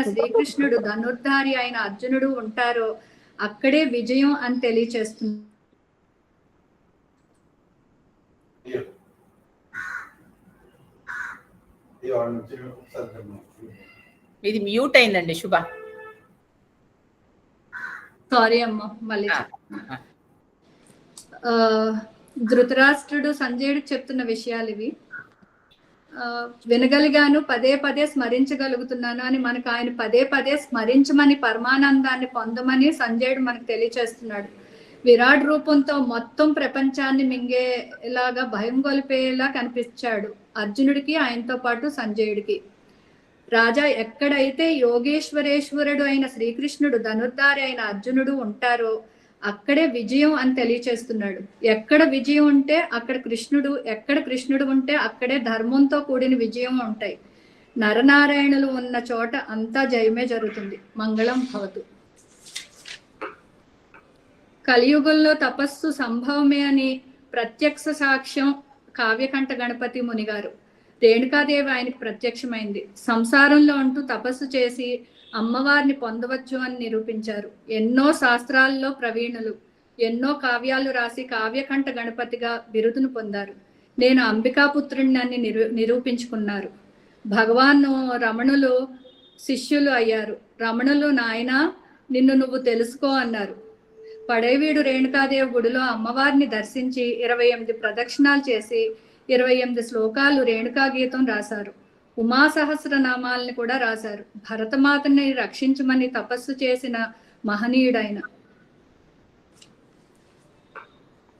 జమదగ్ని రేణుకాదేవిని వివాహం చేసుకున్నాడు. జమదగ్నికి 4 పిల్లల్లో 4వ వాడు భార్గవరాముడు. అస్త్రశస్త్ర విద్యలన్నీ నేర్చుకున్నాడు. భార్గవరాముడు దేవతలకు సహాయం చేశాడు. అది మెచ్చి శివుడు పరశు అనే ఆయుధాన్ని ఇచ్చాడు. శివుడు స్వయంగా ఇచ్చాడు అని భుజం మీదే పెట్టుకుని తిరిగేవాడు కాబట్టి పరశురాముడు అయ్యాడు. మహత్కార్యానికి భగవంతుడే ఆవహిస్తాడు. ఈయనది ఆవేశావతారం. వీర్యార్జునుడు దత్తాత్రేయ భక్తుడు. దత్తాత్రేయుడు ఈయనకి 1000 చేతులను వరంగా ఇచ్చి ఇంకేదైనా కోరుకోమన్నాడు. నీ అంతటి వాడి చేతే నేను సంహరించబడాలి అని కోరాడు. నాకు ఎదురు లేదని భావించి దుష్టశక్తిగా మారి అంతా నాశనం చేయటం మొదలుపెట్టాడు. ఆయనను చూసి మిగిలిన క్షత్రియులు కూడా నాశనం చేయసాగారు. అందుకనే పరశురామ అవతారం వచ్చింది. ధర్మంతో ఉన్న సూర్యవంశం, చంద్రవంశ క్షత్రియుల్ని ఏమీ చేయలేదు పరశురాముడు. భూమండలం అంతా పరశురామన్ చేతిలోకి వచ్చింది. ఆయనకి ఏ కోరికలు లేవు. కశ్యపు ప్రజాపతికి దగ్గరికి వెళ్ళి భూమిని దానం చేశాడు. అంతా దానం చేశాక ఎక్కడ నిలబడాలి అని సముద్రం చివర నిలబడి నాకు నిలబడటానికి కొంచెం భూమి ఇవ్వమని అడగగా, నీకు ఎంత కావాలో చెప్పు, వెనక్కి వెళ్తానని సముద్రుడు చెప్పాడు. ఆయన గొడ్డల్ని విసురుగా సముద్రం అంతవరకు వెనక్కి వెళ్ళింది. అదే గోకర్ణం. విద్యాబలం వశిష్ఠుడు, అస్త్రబలం విశ్వామిత్రుడు, దైవబలం పరశురాముడు రాముడికి ఇచ్చారు. ఎవరు ఇక్కడ శివధనుసును విరిచారు అంటూ పరశురాముడు వచ్చాడు. దశరథుడు వాళ్ళు ఆయనకి వివరించడానికి ప్రయత్నించారు, కానీ పరశురాముడు కేవలం రాముడినే చూస్తున్నాడు. రాముడు రథం దిగి వచ్చి పరశురామునికి నమస్కరించాడు. నువ్వు శివధనుసు విరిచేంత గొప్పవాడివా? అయితే విల్లుని చేతిలో తీసుకో అన్నాడు. అందరూ నిశ్చేష్టులయ్యారు. అవును, నేనే కాని కావాలని విరవలేదు, అది చేతిలోకి తీసుకోగానే విరిగిపోయింది అని చెప్పాడు. తీసుకో, ఈ ధనుసును తీసుకో అని రాముడికి ఇచ్చాడు. ఎక్కువ పెట్టమన్నాడు. రాముడు తీసుకోగానే రాముడిలో విష్ణుశక్తి పెరిగి పరశురాముడిలోని విష్ణుశక్తి తగ్గింది. పరమాత్మని గ్రహించి రాముడికి నమస్కరించాడు పరశురాముడు. ఆవేశావతారం ప్లస్ పూర్ణావతారం ఎదురెదురుగా నిలబడి ఉన్నారు. మా గురువు గారికి మీరు చుట్టము, మీ మీద నేను వెయ్యను అని అన్నాడు రాముడు. మరి ఎవరి మీద వేయను అని అడగగా, పరశురాముడికి గమనశక్తి ఉంది, నా గమనశక్తి మీద వేయకు, నా పుణ్యలోకాలని కొట్టే అన్నాడు పరశురాముడు. రాముడు కొట్టేశాడు. నీకంతా శుభమవుగాక అని దీవించాడు. ఆ ధనుసుని వరుణిదేవుడికి న్యాసంగా ఇచ్చాడు రాముడు. అందరూ అయోధ్యకి బయలుదేరారు. చాలా బాగుంది, చాలా బాగుంది, చాలా బాగుంది. కొంచెం అంటూ మొత్తం రాసేసారు అంతే. లేదమ్మా, చిన్న మస్తాదేవి అదొక్కటే. అంటే పరశురాముడికి 4 కొడుకులు అన్నారు, 5 అని. పరశురాముడు 5వ వాడు. అదొక్కటే కరెక్ట్ చేసుకోండి. శుభ్రం చెయ్యండి, అందరికి పెట్టండి. చాలా బాగా రాశారు శుభ. అదే రాయలేదు, రాసింది ఒకసారి గ్రూప్ లో పెట్టండి, మళ్ళీ ఒకసారి చూసుకోవచ్చు. పేర్ చేస్తానండి 5 వరకు అయినాయి. వల్లి గారికి పెడతాను, ఆమె పెడతారు. అదే అమ్మాయినా పెడతారు. ఆ, అమ్మకి పెడతాను. బాగుంది. చాలా బాగా చేస్తున్నావు అమ్మా శుభ. థ్యాంక్స్ అండి.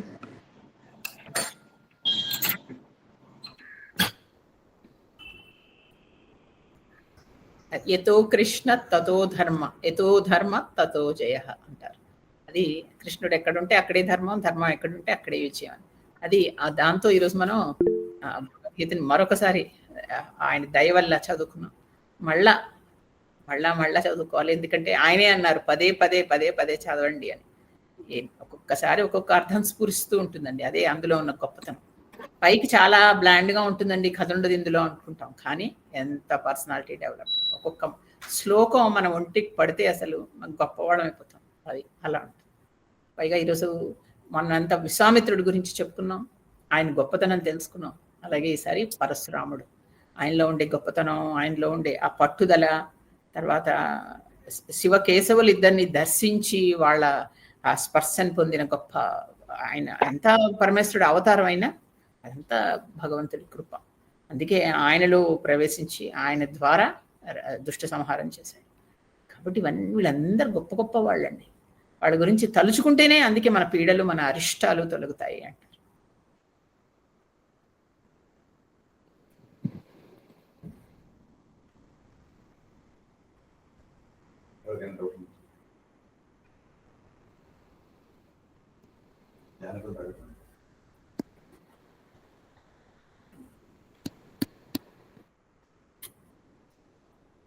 ఇప్పుడు పరశురాముడు క్లియర్ గా ఉందమ్మా అందరికి? ఏమైనా ప్రాబ్లమ్స్ లేవుగా అమ్మా? ఇప్పుడు బాగా అర్థమైందమ్మా. చాలా చక్కగా అర్థమైంది, చాలా బాగా చెప్పారు, మళ్ళీ చెప్పారు. యాక్చువల్గా నేను లాస్ట్ క్లాస్ లోనే అడుగుదాం అనుకున్నాను, మళ్ళీ ఇంకొకసారి చెప్పండి అమ్మా అని చెప్పేశారు.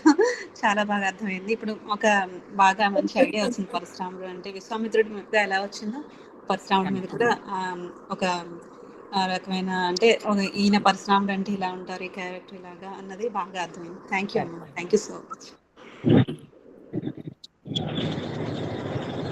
అమ్మ వైజాగ్ ఎప్పుడు వస్తారు? నేను బహుశా ఇప్పుడే రానమ్మా, ఒక 4-5 months అవుతుంది. అవుతుందా? ఓకే. అసలు యాక్చువల్లీ ఈ నెలలో రావాల్సింది, కుదరలేదు నాకు. అయ్యో. వస్తే తప్పకుండా అందరినీ కలుస్తాను. తప్పకుండా కలవటం కదమ్మా, మీ పర్సనల్ క్లాస్ కావాలి.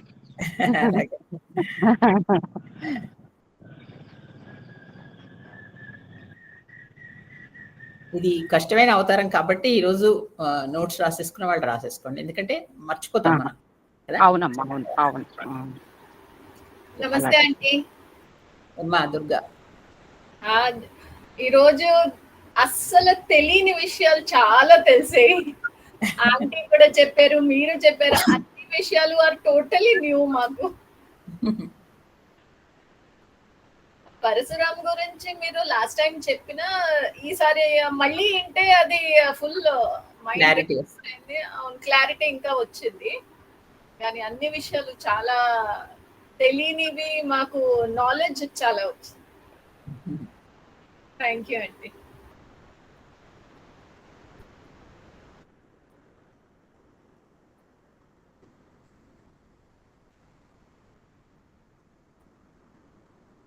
థ్యాంక్ యూ వల్లి గారు. చెప్పమ్మా రమణి, ఎలా ఉన్నావు? బాగున్నాము. ఇక 7th ని షిఫ్ట్ అయిపోతున్నాం కటక్ నుంచి వైజాగ్. Very good. వైజాగ్ చాలా బాగా చెప్పారండి. నేను లాస్ట్ క్లాస్ మిస్ అయ్యాను, ఈ క్లాస్ నాకు ఒకటి అదృష్టం కొద్ది నాకు మళ్ళీ వింటూ అయింది అంతాను. ఆవిడ రెడ్డిమ్మ గారు కూడా బాగా చెప్పారండి, అది తెలియదు మనకి, అంత అలా డీటెయిల్ గా చెప్పారు. చాలా బాగుంది. సో మళ్ళీ వచ్చేసేయండి, అందరూ వెయిట్ చేస్తూ ఉంటారు మీకోసం, ఎప్పుడు వస్తారా? అదేనండి, మళ్ళీ కలుస్తాం అందరూ. రమణి లేకపోతే అసలు సందడి ఉండదమ్మా. అందరూ ఉంటేనే సందడండి, అంతేగాని ఒకళ్ళు అంటే అందరినీ కలిపి కదా రమణి. అది వెయిట్ చేస్తాం. మళ్ళీ ఒకసారి మీరు చెప్పిన అన్ని మళ్ళీ లలితా సహస్రనామం అన్ని ఒకసారి రివైజ్ చేసుకుందాం అనుకుంటున్నాం అండి. వచ్చాక ఒకసారి కూర్చుని అందరూ ఒక టైం పెట్టుకుని. ఏదైనా డౌట్స్ ఉంటే నాకు రాస్తే నేను మళ్ళీ క్లారిటీగా క్లియర్ గా చెప్తాను, క్లారిఫై చేస్తాను. తప్పకుండా.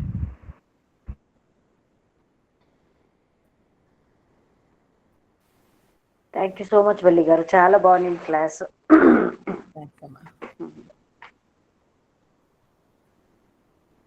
ఇక్కడంతా ఈ పరశురామ క్షేత్రం అని ఇటు గోకర్ణ వాళ్ళ బ్రాహ్మణులు అందరూ ఉంటారండి.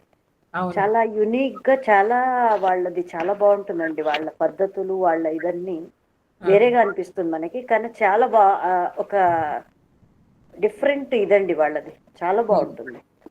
అక్కడ వెళ్ళి కొన్ని గోకర్ణాల్లో అంతా మనము ఇవన్నీ చేస్తూ ఉంటామండి, శ్రాద్ధ కర్మం అని అక్కడంతా చేస్తారండి. వాళ్ళ ఇళ్ళలో కొంచెం చేస్తారండి ఇవన్నీ, ఈ శ్రాద్ధం అన్ని చేపిస్తారు అక్కడ. పద్ధతులు, వాళ్ళ రీతి అంతా చాలా బాగుంటుందండి.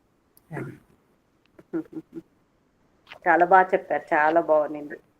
అంటే వింటూ ఉంటే ఇంకా అయిపోతుందా, టైం అయిపోతుందా అనిపిస్తుంది, అంత బాగుంటుంది. రజనీ గారు చాలా బాగా చెప్పారు, చాలా బాగుంటుంది. థ్యాంక్ యూ సో మచ్ అండి. రామాయణం అంటేనే తీపి కదా, ఇంకా ఊహించుకోండి సుందరాకాండ వరకు వెళితే ఇంకెలా ఉంటుంది అని, అంత తీయగా ఉంటుంది. నిజం నిజం నిజమమ్మా, హనుమంతుడి గురించి మేము కూడా చాలా ఎదురు చూస్తున్నాం. ఎప్పుడు నాకు రామభక్తి సామ్రాజ్యం ఇది అయిన తర్వాత ఒకసారి వింటాను వల్లి గారు, అది పాట చాలా ఇది అనిపిస్తుంది అది వింటే. రాముడిది ఎంత విన్నా హాయిగా అనిపిస్తుంది. అదేమ్మా, రాముడితో ప్రయాణం కదా ఇది, మనం నడవడం. అది కృష్ణుడు అలా కాదు, కృష్ణుడు మనల్ని 9 స్కంధాలు మనల్ని పరీక్ష చేసి అనేక మంది భక్తుల కథలు, తన అవతారాల కథలు అన్ని చెప్పి మన మనసులో అంత విష్ణు భక్తిని నింపి మన మనస్సు స్వచ్ఛ అయ్యాక అప్పుడు వస్తాడు ఆయన. అంతవరకు రాడు. భాగవతంలో వెయిట్ చేస్తూ ఉంటాం, ఇప్పుడు వస్తాడు కృష్ణుడు అని. రాముడు అలా కాదు, మొట్టమొదటే రాముడి జననం. అక్కడి నుంచి మనం చేయి పట్టుకొని నడుస్తూనే ఉంటాం రాముడితోటి. కాబట్టి దానికి దీనికి కొంచెం తేడా ఉంటుంది, కానీ ఈ అవతారంకి అవతారమే అండి. అన్ని సూపర్, మాటల్లో చెప్పలేం, అంత బాగా ఎంజాయ్ చేస్తున్నాం. Thank you so much.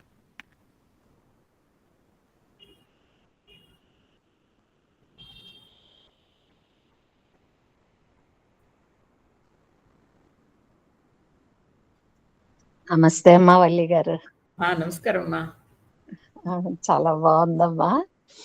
తర్వాత ఏంటంటే కావ్యకంఠ గణపతి గురించి విన్నాము, ఆయన ఉమా సహస్రం కూడా విన్నామమ్మా, చాలా బాగుందని. కానీ దాన్ని ఎలాగా వచ్చింది అన్నది ఇవాళ ఆవిడ చాలా బాగా వివరించారమ్మా. ఈ రామాయణంలో రాముడితో పాటు ఇంకెంతమంది మహాత్ముల గురించి వింటున్నాం అన్నది చాలా బాగుంటుందమ్మా. ఈ పరశురాముడిది అయిపోయింది వాళ్ళ అనుకోకుండా, ఎవరిది రమణ మహర్షి గారు, తర్వాత కావ్యకంఠ గణపతి గారునమ్మా. ఇదే శిష్య, ఒకరికి ఒకరు ఇందులో ఎవరికి గురువో ఎవరికి శిష్యుడో అన్నది కూడా తెలియదండి. ఆ ఇద్దరు చరిత్రలు చదివినప్పుడమ్మా, ఈయన ఆయనకి ఉపదేశించారా, ఆయన ఈయనకి ఉపదేశించారా అన్నది కూడా మనకి కరెక్ట్ గా తెలియదు. ఎందుకంటే విద్య అంతా కావ్యకంఠ గణపతి గారేనమ్మా.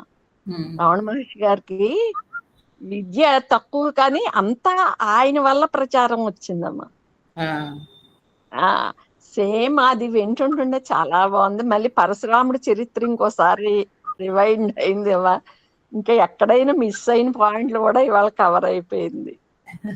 చాలా బాగుందమ్మా. చాలా అంటే ఏంటంటే ఇది వింటున్నప్పుడు ఇంకో మహాత్ములు కూడా మనకి యాడ్ అవుతుంది. ఇలా చేస్తే ఇలాగ కదా వాళ్ళకి అనుభవం అయింది అన్నది బాగా అవగాహన అవుతుందమ్మా. ధన్యవాదాలమ్మా. ఆంటీ ఇంకో విషయం, ఈ ఉమా గీతము అవన్నీ కొంచెం బెటరా ఆంటీ చెప్పినవన్నీ? తప్పకుండా అమ్మా. అసలు ఆంటీ ఏం చెప్పారంటే నాకు స్టోరీ లాగా రాసిస్తా అన్నారు. ఆవిడ పంపించగానే నేను గ్రూప్స్ లో పోస్ట్ చేస్తాను. అవును, స్టోరీస్ అయి పెడతారు. ఉమా గీతం నాకు గూగుల్లో అర్థం అవ్వలేదు. రేణుకా గీతం రా, రేణుకా గీతం, రేణుకా గీతం, రేణుకా గీతం అది ఒకసారి పెట్టరా ఆంటీ? Thank you aunty. ఎన్నిసార్లు చెప్పినా రజనీ గారు కొత్తగానే ఉంటది. రజనీ ఉన్నారా మీరు? లేదు, నేను పెట్టిస్తానండి. రేణుకో గీతం కూడా పెట్టిస్తాను. ఎందుకంటే అలాంటివి చదివితే కూడా వాటిలో అన్ని బీజాక్షరాలు మంత్రాలు ఉంటాయి. ఉరికైనా ఒకసారి చదువుకుంటే కూడా బాగుంటుంది చక్కగా కదా. అంత గొప్ప దర్శనం అవుతూ అమ్మవారితో మాట్లాడుతూ ఆయన ఆసువుగా చెప్పినవి స్తోత్రాలు అవి అంత గొప్పవి. మనకు నేర్పించారు కదా వల్లి గారు మొదట్లో రేణుకా గీతం. రేణుకా అప్పుడు కొంచెం బై హార్ట్ వచ్చేది, ఇప్పుడు గుర్తులేదు.